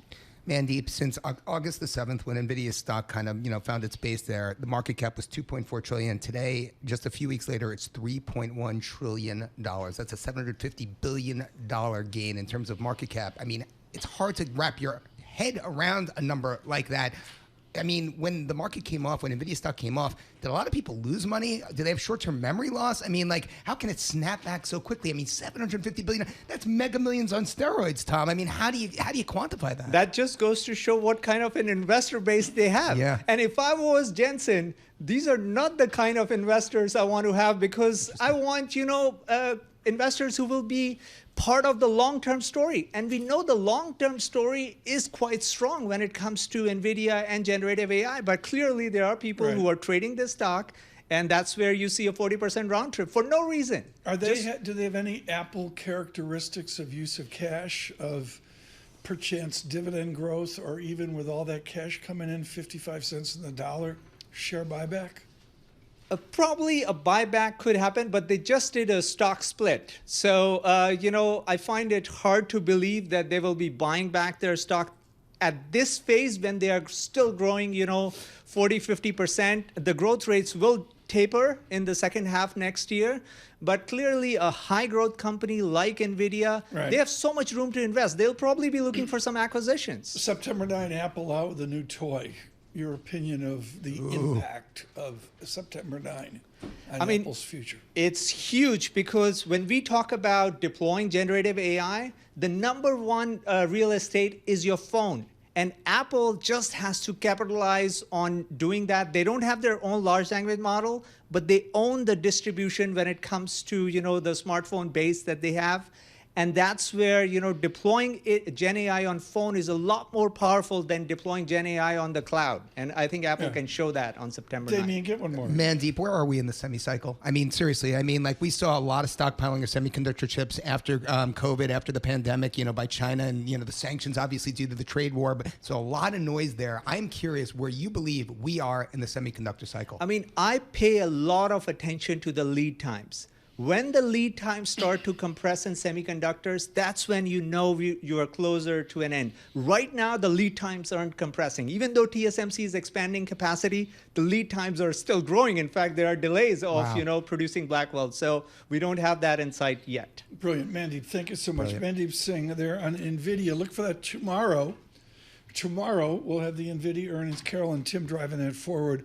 And then Ed Ludlow with a special Bloomberg technology after the debris is picked up on NVIDIA with a conversation with Jensen Huang. We're looking forward to that. We are out on YouTube, the number one way to see us. Thank you so much for the response. Huge response to our Dallas Cowboys section that we did. I'm kidding. But out on YouTube, subscribe to Bloomberg Podcasts. That's the best way to get to us. Subscribe to Bloomberg Podcasts. Also out on Apple CarPlay and on Android Auto as well. Are we golfing this weekend, Damian? No. Kids go back to school. We got a lot of chores, a lot of last minute stuff to do. I mean, look, I just have to go back about Mandeep. I mean, I try not to talk to Mandeep so much, because every time my conversation with him ends, Tom, I walk away feeling bullish. And I'm an emerging market guy, so by definition, I need to remain bearish at all points in time. But wow, when he talks about the semiconductor cycle and lead time, I mean, that's a pretty bullish statement. So I totally agree. And think how right he's been on this tech juggernaut 5 or 10 years. Mandeep Singh of Bloomberg Intelligence. This is Bloomberg Surveillance.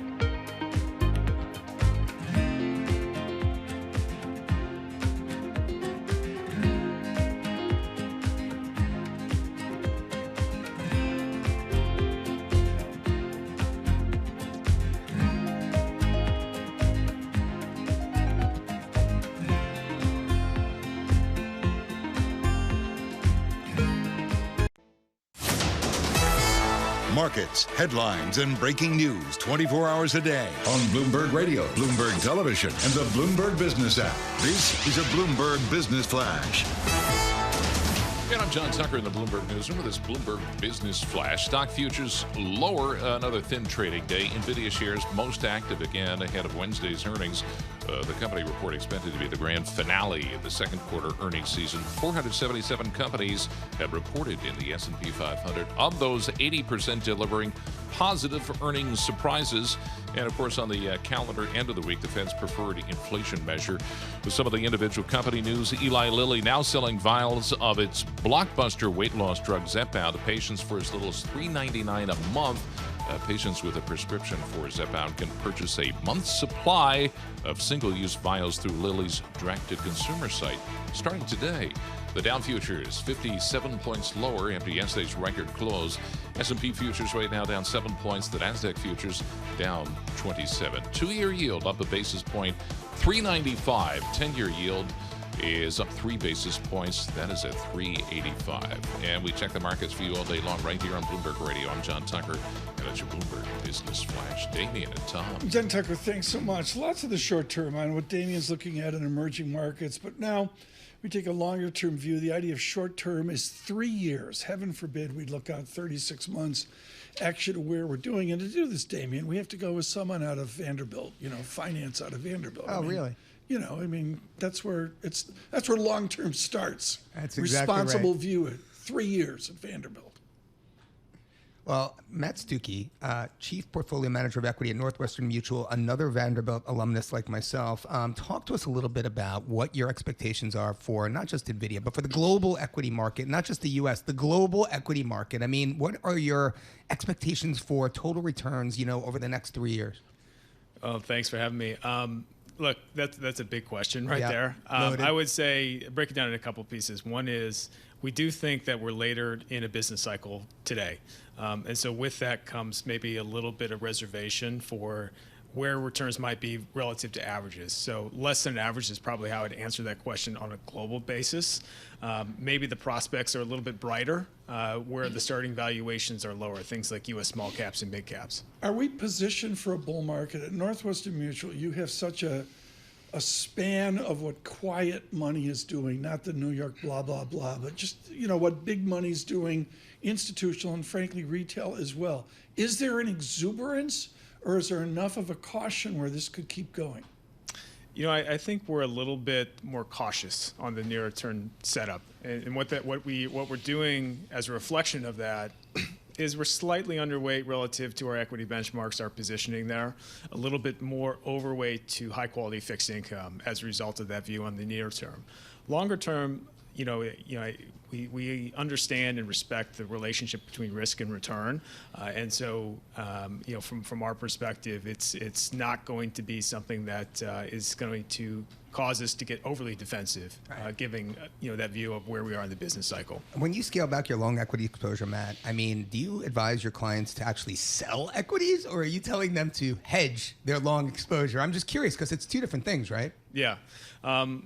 When we start to rebalance lower, it does involve selling some equity exposure and repositioning into fixed income. It's not just hedging for a shorter term. Yeah. So you're a belief that we really are amid a rotation out of equities and into bonds here, and that there's still some runway for that to continue, I guess. Well, I think the best way to describe our view is one of how do we find optionality here? Optionality to us is one of two outcomes. Either you have a hard landing, which the market is not priced for, or you have a soft landing, maybe growth comes down, inflation comes down, and the cycle continues on like it's been doing probably longer than a lot of investors have expected. So what serves as optionality there? Where are some areas that we can find decent long-term returns? We think it's in high-quality fixed income. We think it's in U.S. small and mid-cap as an example. Right. We're not really changing, we think, too much of our expected return. I got a 33 multiple on Wal-Mart. Forward with their growth, I got a 31 multiple. So in Nashville, the real world is you're at the Pancake Pantry and you're talking to the people next to you. They go, wow, Damian Sassower? So you're at the Pancake Pantry in Nashville. And the question is, what am I going to make? Are you going to make, what's the actuarial assumption mere mortals should look for in equity return? I still think we're in the upper single digits longer term. Equity risk premiums have compressed. They're down to 3 or 4% or so. And you compare that to, what's available in high quality fixed income. It's not that hard to compete with that equity risk premium.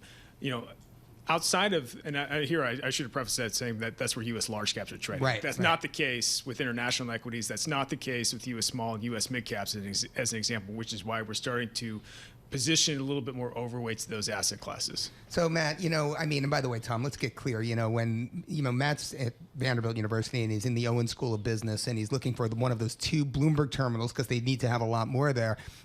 You're looking at indicators to kind of give you a gauge of what sentiment in the market is.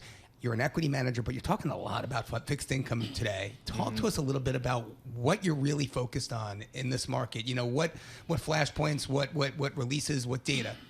I think what we're focusing on is more at the factor level. So what tends to do well in an environment that's later in a business cycle, but is still operating well from a growth perspective. We haven't really seen big signs yet that the current macroeconomic situation is contracting at a rapid pace yet. So in that environment, quality works. In that environment, momentum tends to work. Yeah. Low vol and defensiveness is probably the next stage if we start to see the economy roll over. Right. But what fits the bill to that? It's what's leading the market right now. Yeah. It's tech. What is Northwestern Mutual doing with cash? Well, the nice thing, at least in the shorter term, is that you're not really suffering from sitting in cash. It's earning over 5% on your money.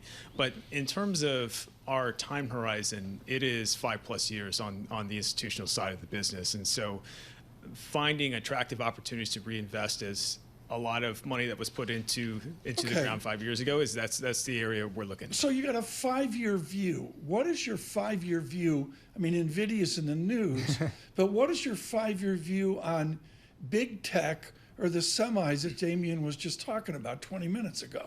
How do you develop a 5-year view on Microsoft? That's the challenge, because the question I think most investors don't have an answer to, including us, is what is the ultimate return on all of this investment in the AI infrastructure space? We're seeing good signs. The AI revenues for the Microsofts of the world and the Nvidias of the world, right, they're real cash flows, and they're high margin cash flows. And so it's exciting from that perspective, but for this to sustain, the end user needs to have a reason to integrate AI into their lives, and companies need to make money on it for this to be sustainable. Matt Stuckey, thank you so much. Northwestern Mutual, thank you for visiting us today. Greatly appreciated. Bloomberg Surveillance this morning brought to you by Interactive Brokers. Portfolio Analyst. Consolidate and analyze all your financial accounts on one powerful dashboard for free. Sign up for Portfolio Analyst at ibkr.com/free PA. Damian, Chris Whalen out with a really smart tweet. And he's saying, look, I get the dollar doom, but here's the track record from 2008. Mr. Whalen has a point that everybody's been calling for a weaker dollar, and it just hasn't happened, has it? No, it hasn't, and I don't think really. I don't think everyone's been calling for a weaker dollar. I just think it's a reality of life. As an international investor, anyone who invests in non-dollar assets, you have to really go in there saying, I'm going to lose some money because the dollar's going to rally in my face. But you know what? I believe in this investment. I believe in the fundamentals, and over time, I believe I'm going to make a nice total return off of it. But you're fighting dollar strength. You have to always go into those international investments thinking the dollar's going to work against you. In the 42-page notes here, all highlighted and written out by hand, Damian Sassower, which is the country right now in the Pacific Rim where you've got dynamics? I don't ask you to do buy, hold, sell on a given trade, but which company sort of is in play for a move? Is it China with all the gloom, or is it It's Japan. It's Japan. We have Tokyo CPI coming out on Thursday, 2.3% year over year, which is a little bit of an acceleration. Look, it's Japan for sure. If you're talking about Asia, we also have Australia CPI. That's actually probably going to come in weaker, and that can get the RBA to cut rates more quickly than the market's anticipating. And that print comes out tonight. So there are some things moving in Asia, Tom. Yeah, I'll go there. But Japan, I got a 144.40. Do you envision that Japan could weaken back to 150? Is that even part of the framework? It could. I mean, I don't think they have inflation. I mean, I definitely think it could weaken to 150. Sure, if the BOJ gets a little more dovish and they don't move as quickly as the markets are pricing in, I think they have 2 more meetings before the end of the year. The markets are expecting them to hike in at least one of them. So, we'll see. But, I think this is the real. I mean, Japan is exporting inflation to the rest of the world now, Tom. This is a very different environment. We'll have to see. Futures at -11. The VIX, it's elevated from the 15 handle through 16.52. With our news in New York City, Michael Barr. Thank you very much, Tom, Damian, and John. Breaking news. Israel says it has rescued a hostage from Gaza. The IDF says the hostage is being returned to Israel. On Sunday, Israel and Hezbollah exchanged airstrikes with both sides pulling back afterwards. Israel says it fired a preemptive strike to prevent a large attack from Hezbollah. Former President Donald Trump is hitting the Midwest with 10 weeks until the election. Trump is trying to regain ground against Vice President Kamala Harris, hitting the swing states he needs to win. Yesterday, he was in Detroit, Michigan, by former Democrat Tulsi Gabbard, a 4-term congresswoman who ran against Harris in the 2020 Democratic primary. I invite you to join me in doing all that we can to save our country and elect President Donald J. Trump. Trump is also sending his running mate, Senator J.D. Vance, to Michigan later today. We are hearing more about Vice President Harris's economic vision from her husband. Bloomberg's Jody Schneider has more from Washington. Doug Emhoff basically told donors at a Tony fundraiser in Sag Harbor, New York, that she totally gets it when it comes to economic growth, and that she wants a forward-looking economy that helps everyone. He, of course, is trying to really push back against some criticism that the Trump campaign is making, that she's not pro-capitalism. Bloomberg's Jody Schneider reports the fundraiser, hosted by former hedge fund manager Richard Perry, reportedly raised $1.5 million. A federal judge in Texas has issued a temporary pause on the Biden administration's new protections that would allow immigrant spouses of U.S. citizens a path to citizenship. The judge's order comes after 16 states, led by Republican attorneys general, challenged the program in a lawsuit filed last week. Global news 24 hours a day and whenever you want it with Bloomberg News Now. I'm Michael Barr, and this is Bloomberg. Tom, Damian, John. Keeping our theme on this Tuesday as Michael Barr goes down in flames with his NFL rotisserie. We'll keep it up here. Damian, what's your big surprise this year? Arizona, Atlanta, Baltimore, Buffalo, Carolina, and on. Well, what's the big surprise? The big surprise is my producer, Rich Truman, is going to basically pass on Christian McCaffrey with the first pick overall. That's my big. No, I'm kidding. Honestly, I really think that the Jets are going to have a pretty decent season here. I think that's going to be a surprise. I think there's a lot of teams out there like, I could talk about, the Los Angeles Rams, who I think are going to do better than the markets are pricing in here. There's quite a few out there. But the NFC Central, we were talking about it earlier, the Detroit Lions, that's a team I'm very interested in. Amon-Ra, the sun god, St. Brown.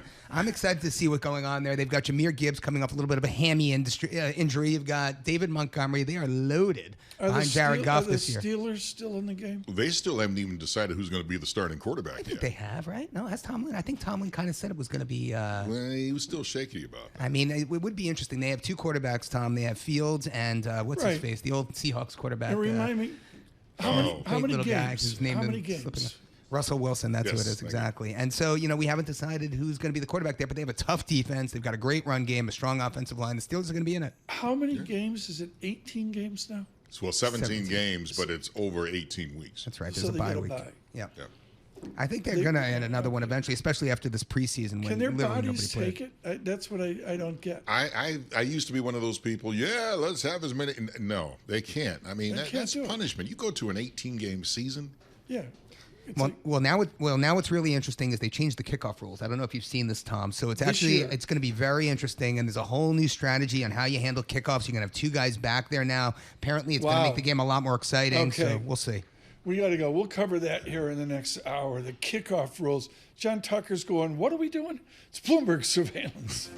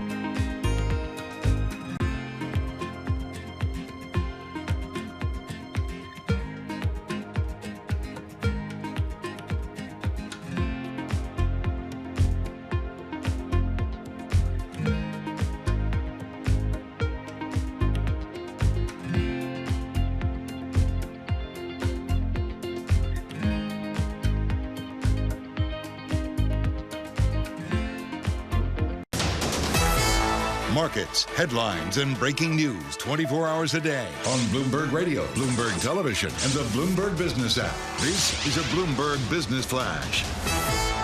And I'm John Tucker in the Bloomberg Newsroom with this Bloomberg Business Flash.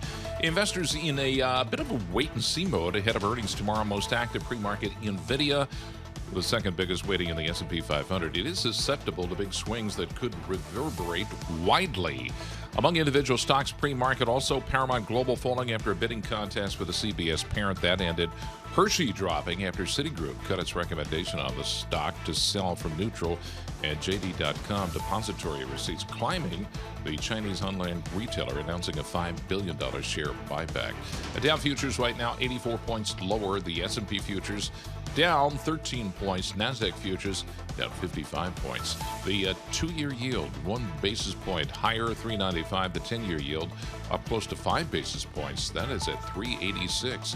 And we check the markets for you all day long right here on Bloomberg Radio. I'm John Tucker. That's your Bloomberg Business Flash. Damian and Tom. John Tucker, thanks so much. U.S. Open coverage Thursday and Friday. Later this week, Bloomberg Business Week Radio, The Carol Tim Show. Live from the U.S. Open Thursday and Friday, starting at 3 p.m. Look for that. Paul Sweeney out doing advance work for them today. What's the pink drink called? There's a famous pink drink. A pink drink at the U.S. Open? Is the it deuce. It's like a deuce or something. I don't know. I mean, I haven't been to Arthur Ashe in quite some time. Nobody gets to invite me to their boxes. But, I mean, Djokovic is beginning his bid for a record 25th Grand Slam singles title. I mean, he began it with a win, and we'll see if he can hold on. Well, see. Paul Sweeney out there today. We'll have a report on that if he returns tomorrow. Right now, economic data. There's a lot of economic data this week. After the Powell extravaganza, it's been underplayed. Housing data today at 9 o'clock, at 10 o'clock, conference board. And then we get serious with a second look. Talk about a revision of GDP. Anna Wong joins now, chief U.S. economist, Bloomberg, who's been wonderful on this. Anna, the GDP second look, can that have impact like the jobs revision had a few days ago? No, because GDP revisions actually take much longer time than jobs. Jobs, at least we know that, the revisions for 2023 will happen in February of 2025, but GDP takes as much as 10 years to be revised ultimately. Wow. For example, the 2001 recession, well, everybody thought that GDP was running at 2%, and it took until, more than 5 years before it's been revised to negative. So. Yeah, I think that's so important, folks. And the profit guesstimate that was wrong in 2001 is something we all lived with, mostly with losses in the market. What will you learn from PCE tomorrow? It's an important inflation gauge, isn't it? So the Fed has a base effect problem. What that means is that even if month to month inflation is running at a pace of 0.18%, which is consistent with the Fed's 2% target, the year over year will continue to edge up. Currently, it stands at 2.6% for the core PCE deflator, but it's going to edge up to 2.8%, even with a pretty good monthly inflation number. So I think it's a challenge because the Fed's metric for measuring their progress towards 2% inflation target is actually the 12-month change, not a 6-month change or 3-month change. I can't tell you how important this is, Damian. This was clearly the theme, the tension at Jackson Hole, where everybody's got this disinflationary thing going, and there's a whole set of people, including Dr. Wong, saying, wait a minute. Who says? Dr. Anna Wong, chief economist, Bloomberg Economics. I'm looking at your forecast for Fed funds out through the end of 2025 and even out through the end of 2026. I mean, Tom, 2.5% upper bound by the end of 2026. That's 300 basis points from here. Anna, how do we get there? I mean, seriously, are we going into a hard landing scenario? Are we going to go into a deep recession here in the U.S.? Talk to us. After Powell's really dovish speech last week, everybody knows a rate cut is coming, right? But really, whether we know we are in a hard landing or a soft landing situation is the payroll report that we're going to get the Friday right before the November presidential election. That payroll report, in my mind, is the most important payroll report ever because it will tell us whether the unemployment rate continues to climb even after the Fed cuts rate.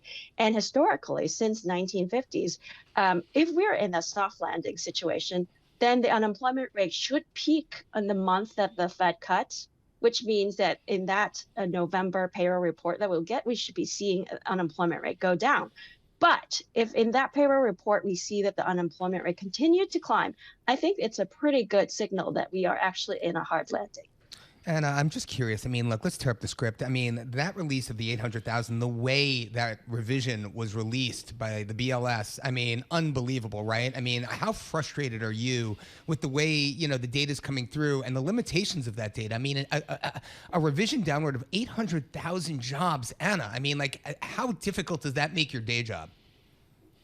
I think it makes my day job very exciting because I think it's this perception, the different perception between the market of what the reality of the economy is doing versus if, as a forecaster, if you can figure out what the economy is really doing, that gap is where there's opportunity to make an investment. So I think it's a great time for us. And a revisit your jobs call on is there a further negative revision to come? Your thrust of research was the backstory topic at Jackson Hole. Do you see a second revision down of the job growth we all believe in? The monthly non-farm payroll report we've been getting so far this year, we're going to see continuous downward revisions throughout the year just because they're going to be getting more and more responses in the surveys. But then the big revision will happen in 2026. That's more than a year out from now. But I think what I'm watching is that incrementally, as we move through the rest of this year, whether the April and July payroll report will get revised down to about 60 to 70K.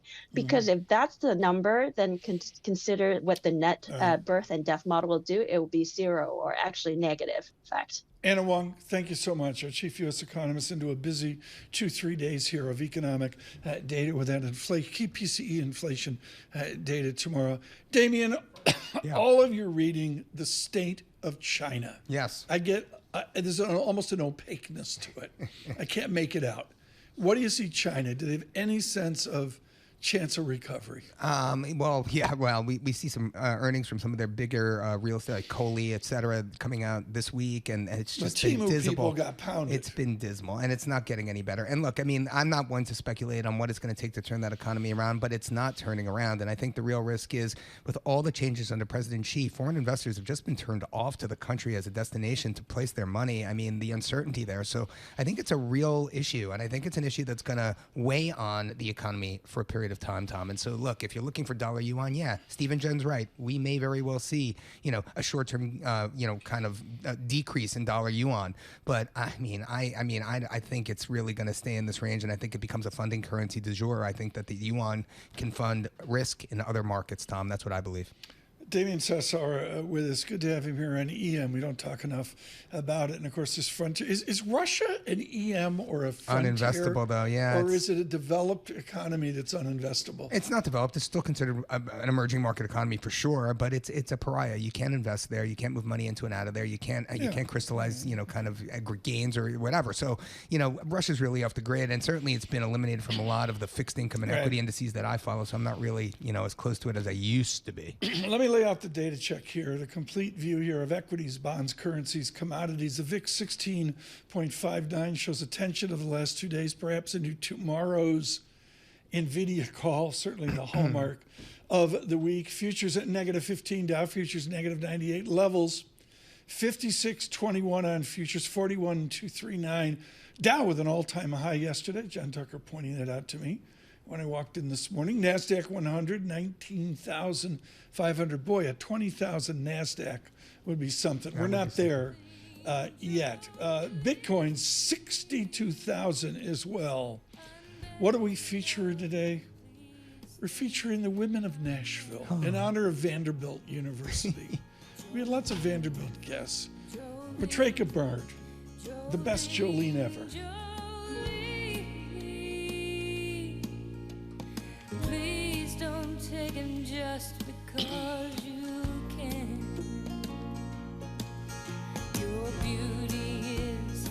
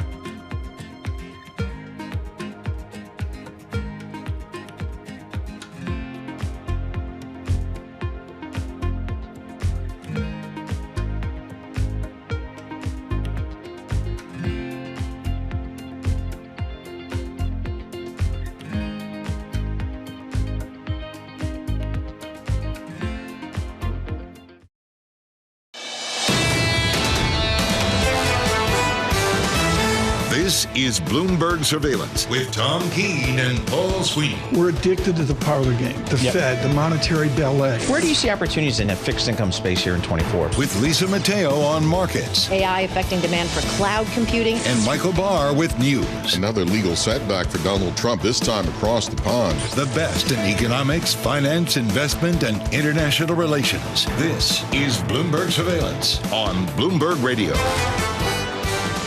Good morning, everyone. Tom Keene, Damian Sassower in for Paul Sweeney, Michael Barr, Lisa Mateo, out.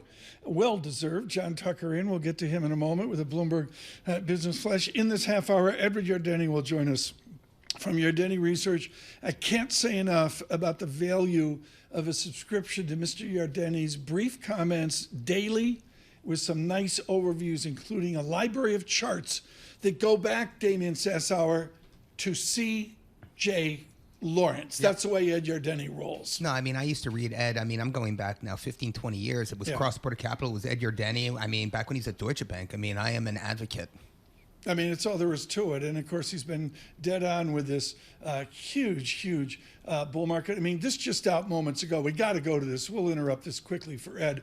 Amazon signs $100 million deal for the Kansas City Philadelphia Exchange podcasts, the Kelsey Brothers podcast. Oh, wow. $100 million. Oh, wow. For a podcast? Have Is you that kind of like a sidecar thing for Taylor? I mean, there's this podcast with Jason Bateman. I mean, that's a huge one. My wife just turned me on to that over break. I mean, it's funny. I mean, these guys are great. And look, I mean, if they can, capitalize on their fame and find the next life in podcasts like you and I, Tom, I mean, this is unbelievable Sparta, stuff. I got my podcast me and Jason Bateman. Sparta, if you're listening, just knock a couple zeros off 100 million and I'll be happy.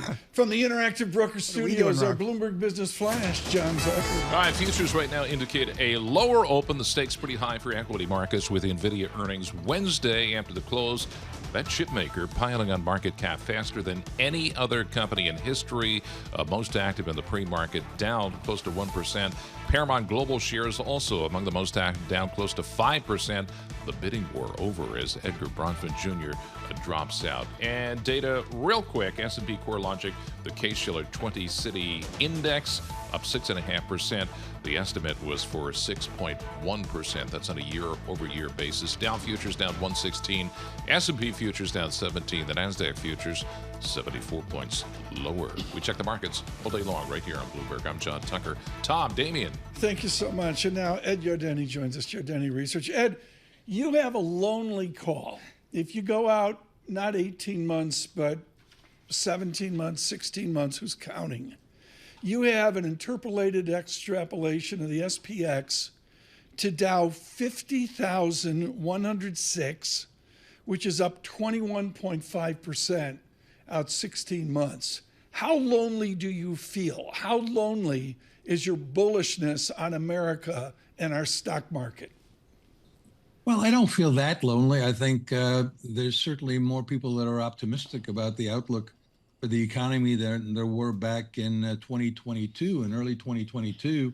And through 2023, we were pretty lonely with the idea that there wouldn't be a recession. And that was definitely a contrary call because, look, it was logical to expect that with the Fed raising interest rates from a Fed funds rate of 0 to 5.25%, that kind of tightening would cause a recession. We argued that we were in rolling recessions that were impacting the various sectors of the economy without taking us down. And we argued that the consumer was fundamentally resilient, that this idea that they'd run out of excess savings missed the point that there were, 70 million baby boomers with $75 trillion of retirement assets, and they're retiring. I mean, I got up 128% from the pandemic low here. When we get to Dow 50,000, again, this is off 66,000 something. Ed Yardeni's most optimistic call for 2026. Tell us your confidence in your x-axis, the ability to have pullbacks like we saw in early August, or just the confidence of out 6 months, out 1 year, out 14 months. Well, I think the market has demonstrated not only that it's a bull market, but it's a very supercharged bull market. And I think what's supercharging is there's still a tremendous amount of liquidity in the financial system. The increase in interest rates encouraged a lot of people to pile into money market mutual funds. So we have a record $6 trillion in money market mutual funds, and $2.5 trillion of that is retail. And as the Fed lowers interest rates, that money, some of that money, will pour into the stock market and into the bond market. So, every time the market goes down, look at what happened in early August. The market had a panic attack. It didn't last very long, and we basically did a bungee jump, and we just rebounded completely. Damian Sassower, if you get an Ed Yardeni end of 26 call, which interpolates over to Dow 50,000 is our talking point, that's 13.4% per year from the pandemic bottom, when you were the only one I know that wasn't 100% in cash. Ed Yardeni, you wrote the book on central bank balance sheet finance. I mean, I've been reading your work on this for many, many years. It really has helped me kind of be a better analyst myself. I'm looking at this combined central bank balance sheets of the Fed, the ECB, the BOJ, and the PBOC right now, 25.7 trillion in assets, well off the high of 31 trillion we saw, back in 2022. At what point does the ship stop? I mean, I know these balance sheets are still relatively large as a percentage of GDP, but what are your thoughts here? I mean, at what point does something snap? Well, there's been a lot of talk. I've been doing this for over 40 years, and can't tell you how many times people have said this is going to end badly. and I don't recall people using the expression, when is it going to snap? But I think that's the same thing as when will it end badly? And so far, occasionally we've had corrections. Occasionally we've had bear markets. Occasionally we've had recessions. These things really don't happen that often. That's right. And we get past them. And anybody who was smart enough to get out at the top in the stock market probably wasn't smart enough to get in at the bottom. I mean, it's a tricky thing to get the tops and the bottoms. And I'm sort of in the Professor Siegel camp, the Warren Buffett camp, that says you really got to stay in the market. I think where I've brought some value is I've been pretty good at picking bottoms, still working on tops. Well, let me review that. October, there's been 2 October lows, 22 and 23. I call the 22 low the Yardeni and Kampora low. Between their combined ages, they go back to George Washington. And Ed Yardeni and Ralph Ankampor, completely different, both said shut up and buy October of 22. And Ralph Alcampora is chief market technical guy. I mean, for anyone who doesn't know out there. But I'll say this, what you called my attention to some years ago, Ed, is when you look at the 4 big central banks, I'm talking the PBOC, not the Bank of England here. If you combine their balance sheets back in 2018, 2019, when they started to taper and, the growth in those balance sheets combined started to decline, we saw a hard landing. We saw a really painful event back then at the end of 2019 into 2020.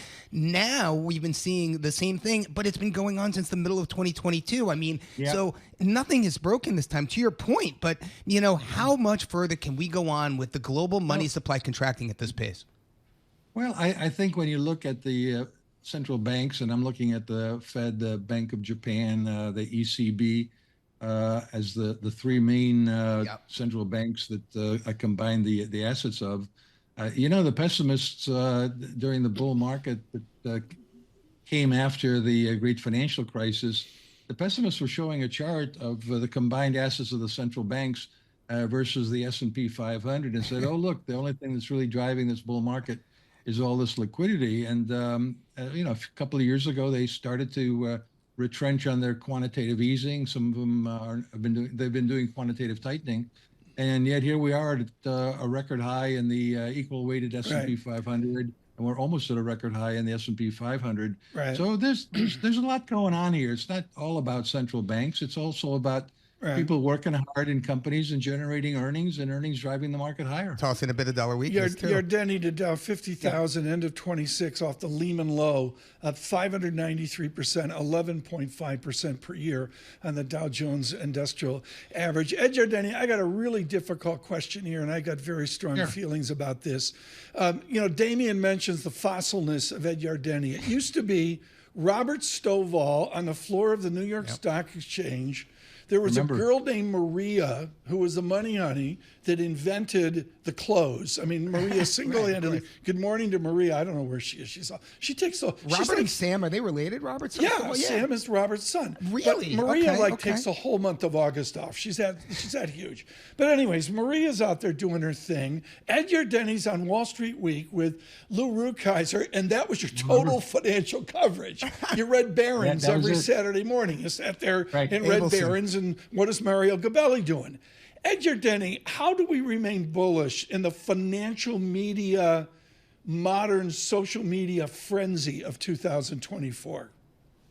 Well, I think the pessimism comes mostly from people who are focusing on the biggest picture of macroeconomic policy. Washington gets a lot of weight in their calculations, and I agree it's hard to put much lipstick on that pig in Washington, certainly on the fiscal side.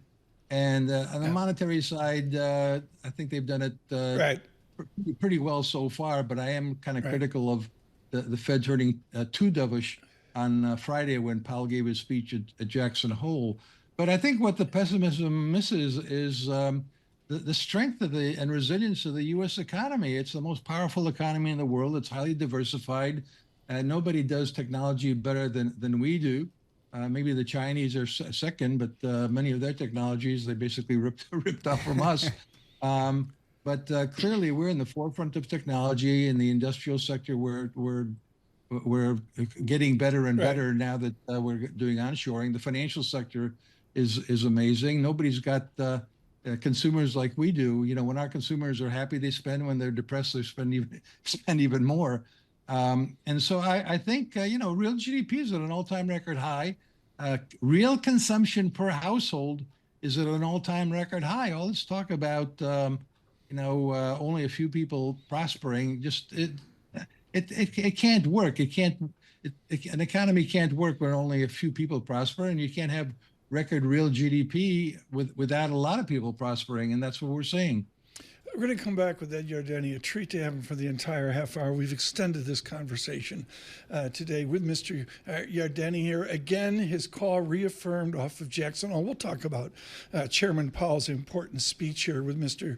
Yardeni. But I just really want to say Ed didn't miss a beat, Damian. He came right out after the speech. The phrase he used is classic Yardeni. There was gasoline just poured on this great bull market, and that's a tension that's out there now into September. Well, I guess the question I have for Ed, and we will ask this question again, is what does the dollar have to do with all of this? Because when you look at central banks' point in time, you're looking at it in dollar terms, and as we know, the dollar has fluctuated quite a bit, and as the dollar weakens, what does that mean for stimulus coming out of Japan, Europe, the U.S.? It has a real impact. Yeah, well, I have to see. I thought the same thing exactly. Right now, we got futures at -16, Dow futures at -95.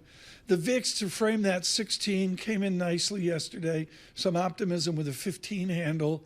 Reverses 16.60, and of course, all of this into the Nvidia report tomorrow. Program note, most important, after the Nvidia coverage with Carol and Tim tomorrow afternoon, Edward Ludlow, a Bloomberg technology special in the 6 o'clock hour, in his conversation with the leadership of Nvidia. Really looking forward to that. Further program notes, September 3, good morning across this nation, and we celebrate a much stronger, clearer, better signal in the greater New England, Boston area. 92.9 FM Boston. Look for that September 3rd. Really excited about that expansion into New England. Again, futures at -19. We will continue with Ed Yardeni.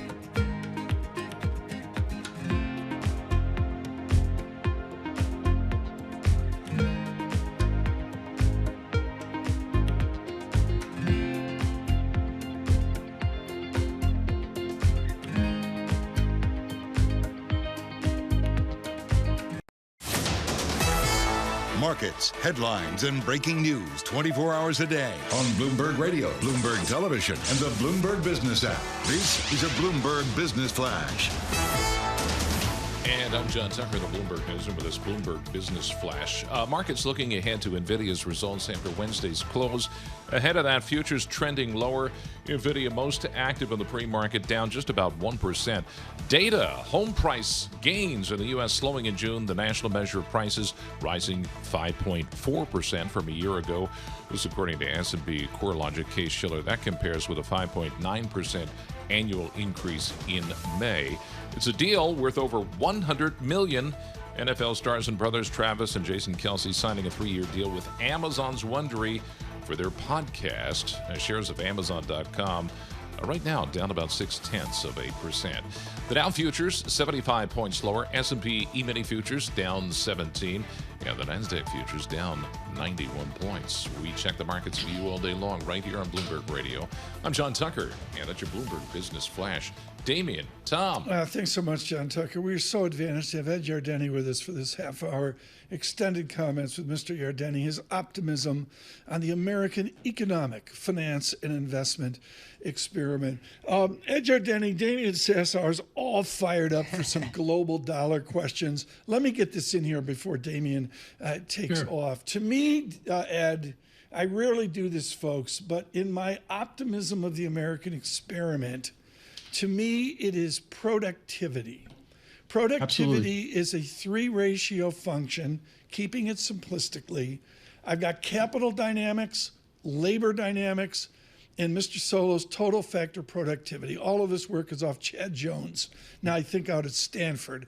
Ed Yardeni, talk about our productivity, our complete mystery of it, and when we're going to finally realize we're different.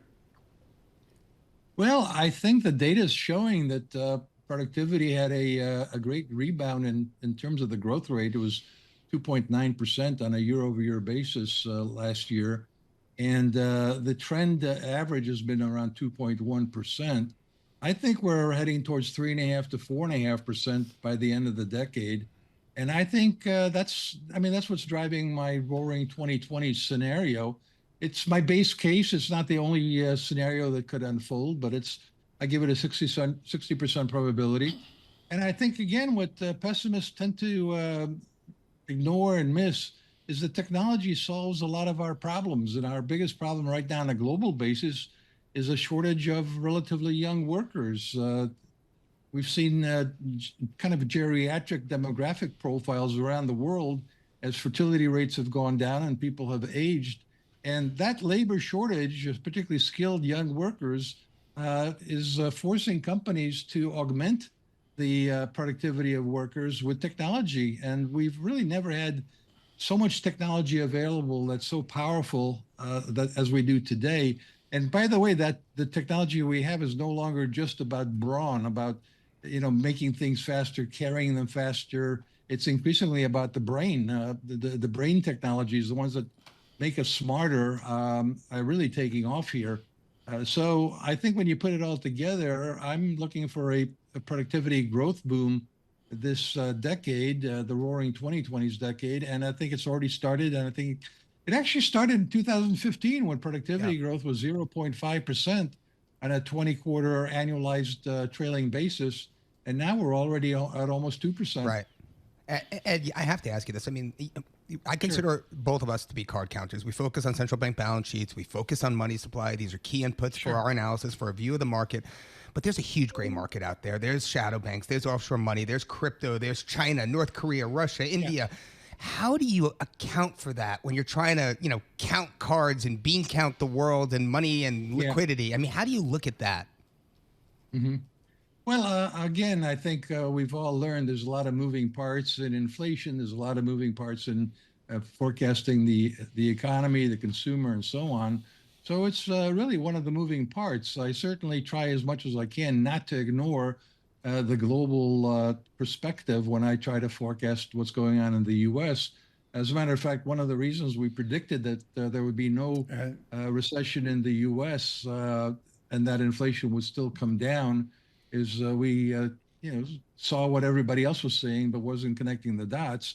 and that is there's a recession in China. There's a depression in the property market, and they've been exporting deflation to the world. And so we see that's been a big contributor in bringing down inflation rates. With regards to currencies, we remain positive on the dollar. It's there's still a very strong uptrend that started in 2010. I think the U.S. came out of the great financial crisis in better shape and is restructured in better shape than anybody else in the world. And so we continue to overweight what we call the stay home portfolio versus the go global portfolio. Torsten Slack emails in and says, good morning to Dr. Yardeni. Torsten Slack at Apollo Global Management. I look at Yardeni, at the great gloom that's out there. And I'll say every Friday afternoon, the gloom reappears and all that. Mm-hmm. It's timeless. It's ageless. I mean, yes. Ed, you and I and my mother remember Joe Granville. I mean, just as one example, it's always there. Speak, Ed Yardeni, to people that struggle to have a growth optimism, that literally almost like New Testament, Old Testament, are back at a time where there wasn't the dynamics of the American economy. Speak to those cautious right now. Well, I think you were right to bring up the topic of productivity, because productivity is fairy dust. It makes everything better. It's a win-win-win situation. With better than expected productivity, you get better than expected real economic growth, which I think we're seeing. With better than expected productivity, you get lower than expected inflation.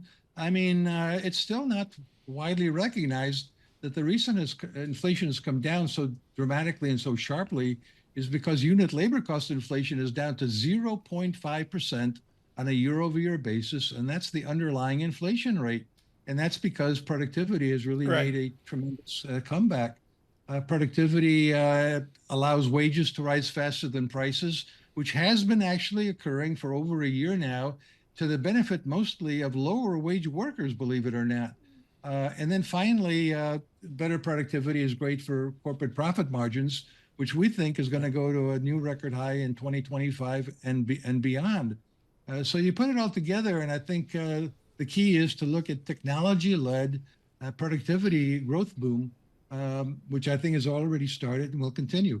Ed, generous of you to spend this half hour with us. Edward Yardeni there on a call, and I remind you that out to the end of 2026, his SPX 6,000 plus call goes out to a Dow of 50,000. Wow. Damian, no one is framing that. Tom, when you were talking about gloom in the afternoon, I thought you were going to talk about when people put ketchup on their bacon, egg, and cheese. I mean, who eats eggs with ketchup on? It's just gross. I was going to ask Ed if he does, but I'm sure he doesn't. I mean, I'm sure he's found religion there. But, what's most interesting about what Ed's saying is he's really, really still bulled up on this market, despite the fact that the S&P and equities are trading near all-time highs, and the dollar also. I mean, he's still bullish on the dollar. So, I mean, these are things you got to take away. Well, that's a dollar resilience thing. That's right. From where you sit with you, and folks, I can't tell you, watching Damian Sassower. I mean, John Tucker and I, we're looking at what the NFL's doing now. Sassower on our breaks is working, putting out his most read in the world EM newsletter. When does your newsletter go out? Well, I put out a chart back every Friday. That's a must read. You don't have to read it. You just got to look at the pictures. It's just pretty pictures. But I put out about 2 research decks a week, and they can range from anything from central bank balance sheets to the forward strip in China, or what's priced into volatility markets in Mexico, Brazil. Come on, we got to get there.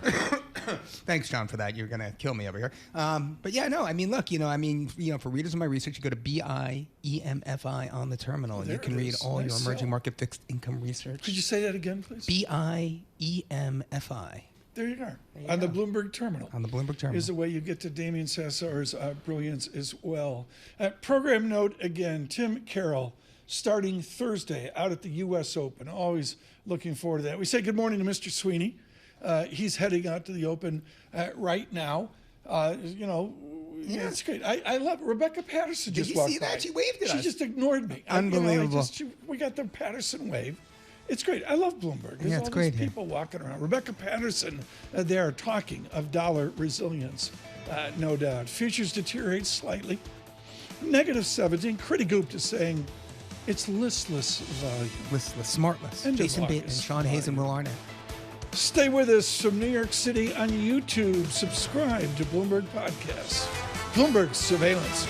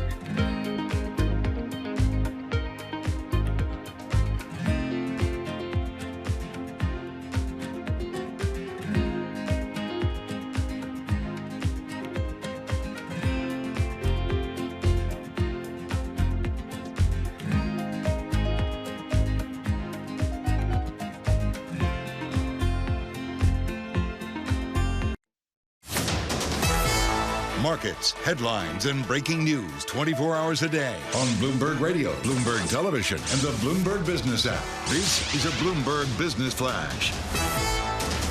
And I'm John Tucker in the Bloomberg Newsroom. This Bloomberg Business Flash, waiting for the opening bell at the New York Stock Exchange to kick off this Tuesday trading. And after setting a record yesterday, a record close for the Dow Jones Industrial Average, futures all morning long have indicated a lower open. There we go, the first trades. Dow Jones Industrial Average right now down about 8 points, 41,236. The S&P 500 10 points lower. That is down about 0.2%. And shares of Nvidia right out of the gate down 1%. Investors in a bit of a wait-and-see mode ahead of the earnings tomorrow. With the second biggest weighting in the S&P 500, it is susceptible to big swings that could reverberate widely. And the NASDAQ 100 right now, first trades indicate the the index right now down about 0.3%. NASDAQ 100 59 points lower. And we check the markets for you all day long right here on Bloomberg Radio. I'm John Tucker. That is the Bloomberg opening bell report. Damian and Tom. John Tucker, thanks so much. Lots to talk in the equity market. We'll get to it in a moment, but this is a joy and a celebration of his recovery. There are 300,000 plus hip surgeries every year. Because of the August volatility, Ritholtz had to go in and have a hip replacement. When the VIX got to 65, he said, that's it. We're going to do it. What is the distinctive feature, Barry Ritholtz, you learned in your recent medical event? God, the technology is just so amazing. You walk into the operating theater and it's like, oh, I'm in Star Trek. There are all the big screens on the walls. Oh, that's the first X-ray I took. That's the CT scan. And they actually are looking at your bones as the robotics go in, insert the new part. The recovery isn't the parts they put in. It's all the soft tissue they have to slice through to get to those, literally to the bone. Really, my first surgery, they should make that like a kid's toy. My first surgery, it was really kind of fascinating experience looking at it from outside yourself. Now, you have to miss the U.S. Open this year, but can we schedule you in for singles next year? You know, in the seniors tour, I'm competitive, or at least I was. By the way, this whole time, I thought this was a minor tennis injury, and turned out, you know, oh, I'm just old, it hurts, that's what happens. No, it turns out we weren't built. I'm way past my warranty. We were not built to last this long. We were supposed to have your warranty is good for 25, 30 years. That's pretty much what's it say about your golf swing, condition. Damian? I mean, should we ask Barry about, services inflation and core goods inflation Sure. in the U.S.? I mean, that's usually what we do around here. Let's do that. But I mean, let's do it. Why is inflation in the U.S. Who do I know that's not doing hip surgery? I mean, that's a basic But by the way, the surgeon says, congratulations, you won the surgical lottery. Cataracts and hips, we know exactly what those outcomes look like. Be happy it's not a knee or shoulder. Okay. Services. Well, Barry, this is really my where I'm trying to get my arms around here. Mm-hmm. Inflation in the U.S. has been coming off far quicker than it has in the rest of the world, and people in the rest of the world, people meaning analysts like myself, are calling for the rate differentials between the U.S. and say Europe to remain relatively wide. But I mean, don't you believe in this market that the Fed, and given what the markets are pricing in here, my goodness, has more capacity to cut than the ECB? And if that happens, what does that mean for euro dollar? So let's unpack all three parts of that. First, markets have been completely wrong about how much and when the Fed was going to cut. Yep. I mean, let's just... Nothing new. Just call it what it is. What is it? 3 years of waiting for a recession, waiting for Fed cuts. The markets got it completely wrong, number one. Number two, when you look at the size and extent of the inflation spike in the U.S., which was caused by several different factors, but you got to give a lot of credit to the biggest fiscal stimulus since World War II. Yeah. CARES Act 1 was 10% of GDP. Under Trump, that was, $1 trillion. CARES Act 2, maybe that was more than a trillion, 1.8. CARES Act 2 was about $800 billion. CARES Act 3 under Biden was another $1.5 trillion. Now that pig is through the python and that we're out and about and vaxxed, and even the summer of revenge travel is in the rear mirror, it's not a big surprise that inflation is coming down. I love commodity traders' take. The cure for high prices is high prices. Right. And we've seen a lot of retailers, to move to goods, cut prices, not just McDonald's and Target, but many, many retailers. Ed Yardeni just on with us for a half hour. And his SPX high call, optimism call, at the end of 26 interpolates to a Dow 50,000. Right. I would suggest no one on the planet agrees with that optimism. What's the gloom level you see right now pushing against Yardeni's optimism? So first, I share Yardeni's optimism, not only because of my own modeling and how I look at the world, but who has been more right about this economy and this market and inflation than Ed Yardeni over the past few years. Full credit to him. I don't think, maybe you could give Jeremy Siegel of Wharton, first guy to scream about inflation in 2020. Yardeni and Siegel, both spectacular. So that's number one. Number two, we're in a sort of Goldilocks zone where the risk factor, according to the Fed, was a resurgence of inflation. I think their models got it wrong. I think they were looking at it from within the wrong context. And about a year ago, the risk factor started shifting to the downside, not because of an imminent recession, just growth was slowing, and all that stimulus has, at least the CARES Act stimulus was already out. It was already done. So the Fed is a very conservative institution. They waited until, they could see the whites of the eye of defeating inflation. I argue they're a year late, but hold that aside. But, at this point, lower rates already built into stock prices, already built into bond prices. If we see over the next 6 months, 25, 50, 75 basis points lower, I think they should go 50. I don't know if they will. So what does that do? That allows more CapEx spending. The consumer, many of whom are a little tight due to credit costs, especially the not wealthy households, the bottom 50% consumers, they'll be able to spend a little more. Maybe we see more CapEx, more hiring. The slowing rate of growth, not a contraction, we're just growing more slowly. Maybe that stabilizes and we could grow at 2.5%. It's hard to do that at 5.25%, 4.25%. Suddenly you are dead smack center with the porridge just right. Barry, I got to ask you this. You mentioned commodities earlier, and it's one thing that I'm looking at for confirmation that the U.S. economy is indeed slowing down to the extent that markets are pricing in.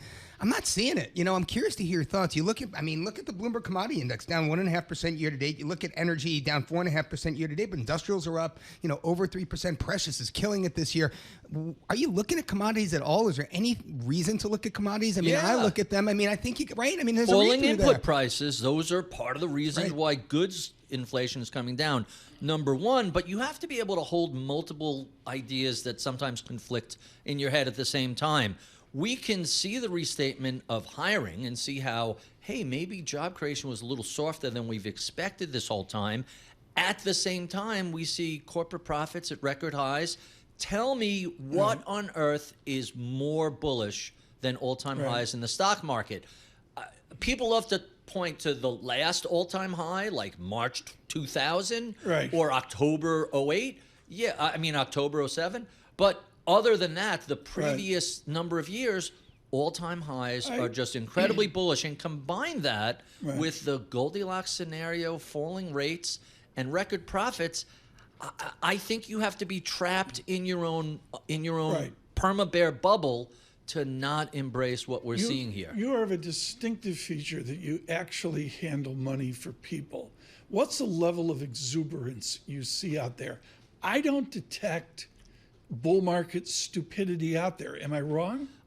There are pockets of it here or there, but for the most part, this is, to me, in my experience as an investor and a trader, this feels much more like 95, 96, 97 than a 99, 2000. And for you youngins out there who may not have lived through that, Alan Greenspan's famous irrational exuberance speech was 1996.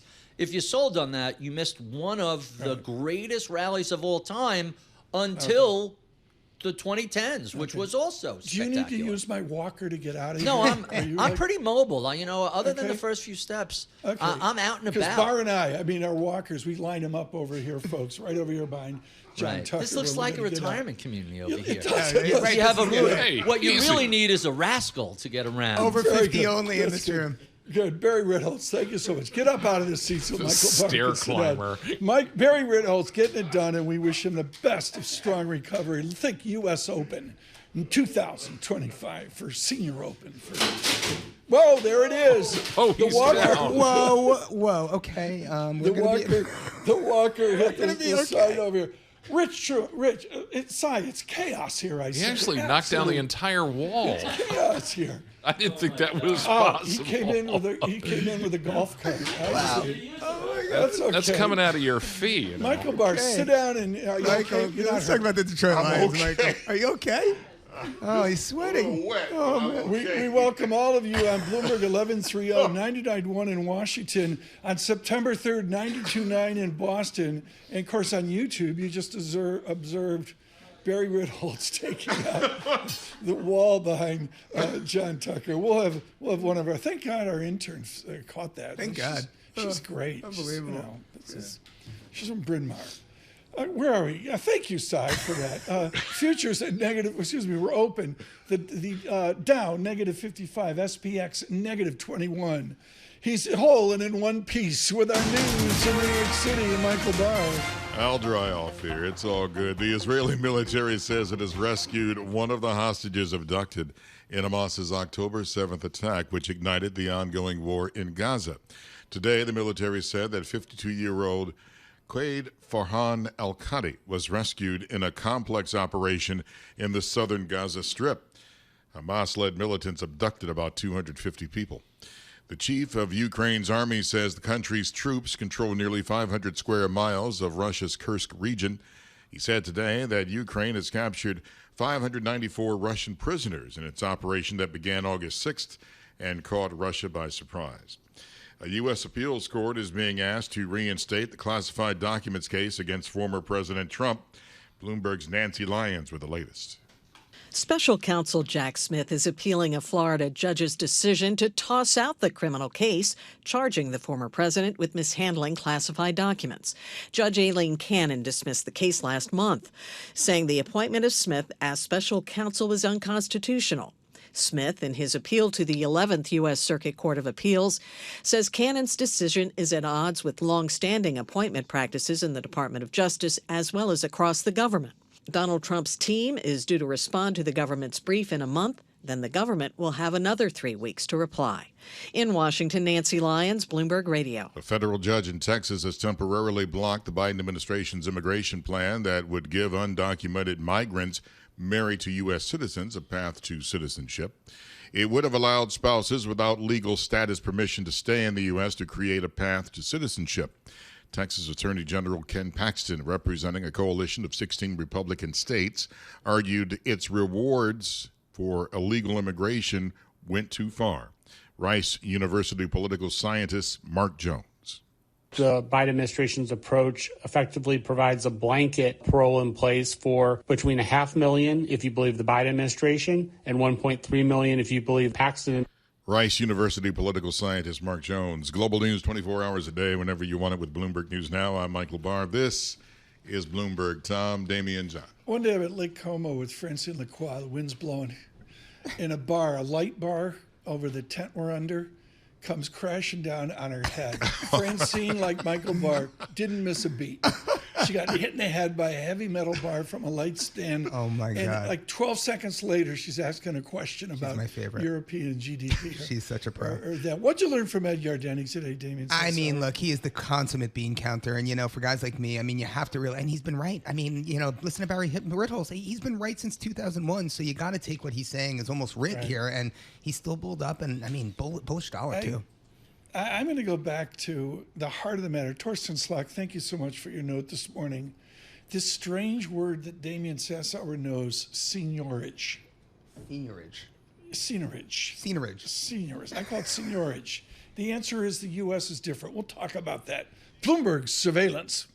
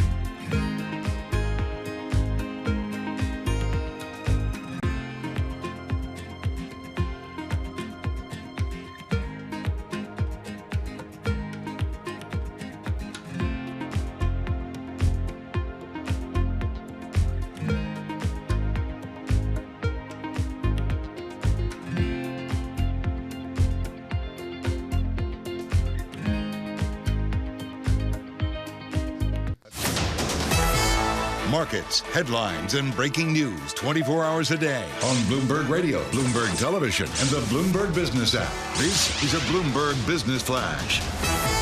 And I'm John Tucker in the Bloomberg Newsroom with this Bloomberg Business Flash. Stocks right now in the early going, the major averages, they are mixed. Volumes relatively low.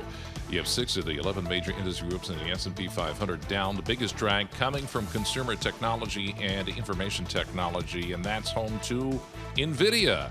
Nvidia's been responsible for over a third of the NASDAQ 100's gain this year. Most active as investors wait for the results after the close tomorrow. Paramount Global down right now. It is down over 5%. David Ellison, Skydance Media, set to become the new owner of Paramount Global after Edgar Bronfman Jr. dropped out, ending one of the industry's most dramatic acquisition contests. Right now, the S&P 500 down to 18, down 0.3%. Dow Jones Industrial Average dead flat right now after yesterday's record close. The NASDAQ 100, that is down 127 points. That's a decline of 0.7%. We check the markets for you all day long, right here on Bloomberg Radio. I'm John Tucker. That's your. Did you see what he did to this wall? I did. He cracked it in half. There it is. It's a new hip. He's like the Bionic Man. He's got a new hip. He runs through walls. Yeah, there it is. Thank you, Barry Ritholtz, for destroying our set. We have the best radio booth in the world. Just a major thank you. Marty Schenker keeps track of all the words I mispronounce. Okay. It's like world. What are we up to? It's uncountable what we're up to. My go-to is Merriam-Webster. Love it, folks. Back to school. A subscription to the app Merriam-Webster. You can't go wrong.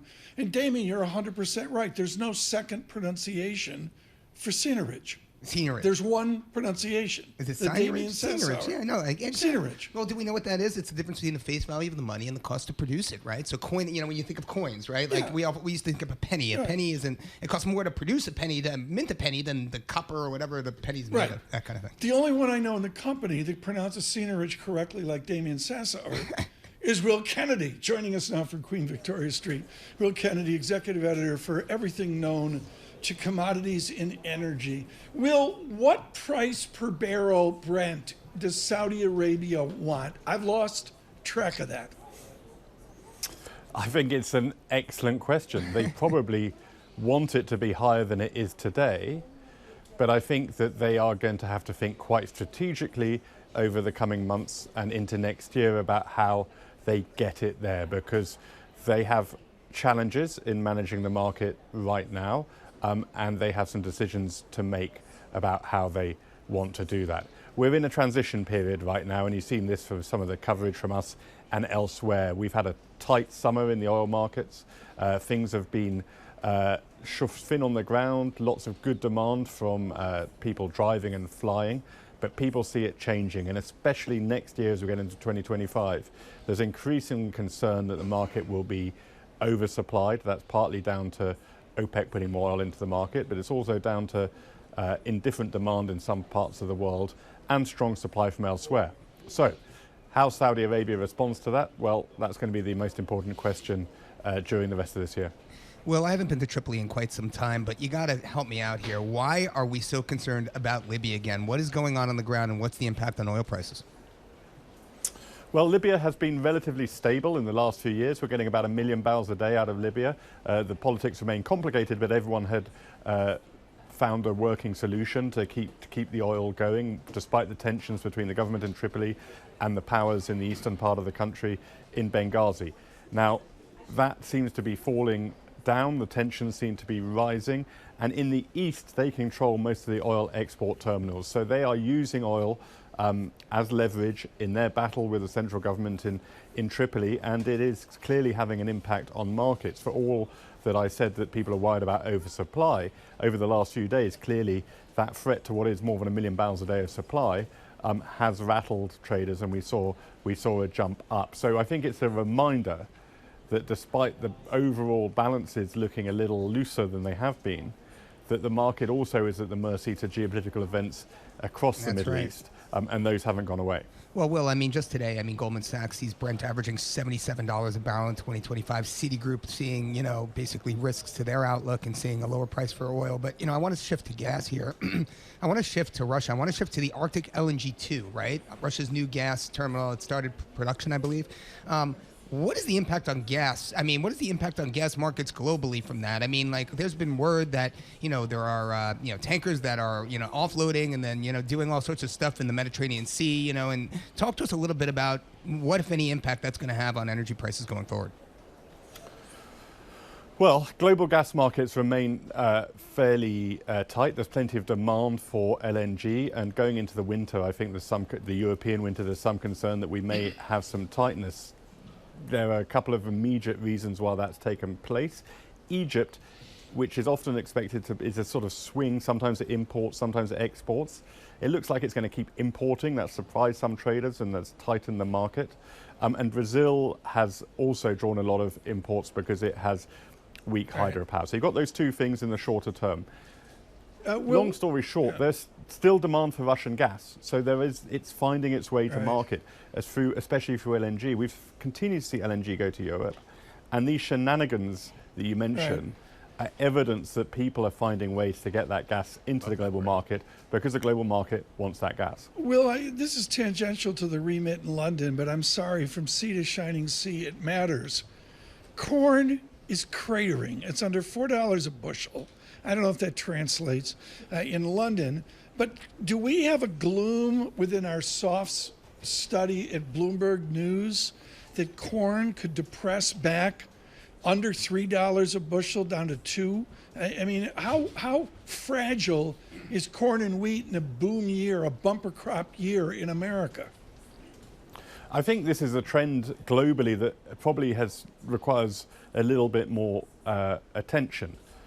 In the last few years, as after the invasion in Ukraine, and that obviously upended global wheat markets, people got very upset about the prospects for prices. I think that period in grain markets, and by that I mean wheat, corn, as you mentioned, soy, that appears to be broadly over. We are seeing some good harvests. We are seeing markets well supplied across those three main crops, and prices are lower and seem to be heading lower. So as we get into the time of year when people are looking at how much has been bought in, especially in Russia and North America, yes, crop markets appear weak, and I think obviously that's bad for the US farmers, but it is another reason why commodities pressures into inflation are perhaps less than they have been. Years ago, Will Kennedy, Stuart Wallace, and Justin Kerrigan, they had me in a pub. They drank me under the table. And they promised me, they said, Tom, you got to go to the Bloomberg and look at a semi-log chart of inflation-adjusted corn. So I actually did once I got over my overhang.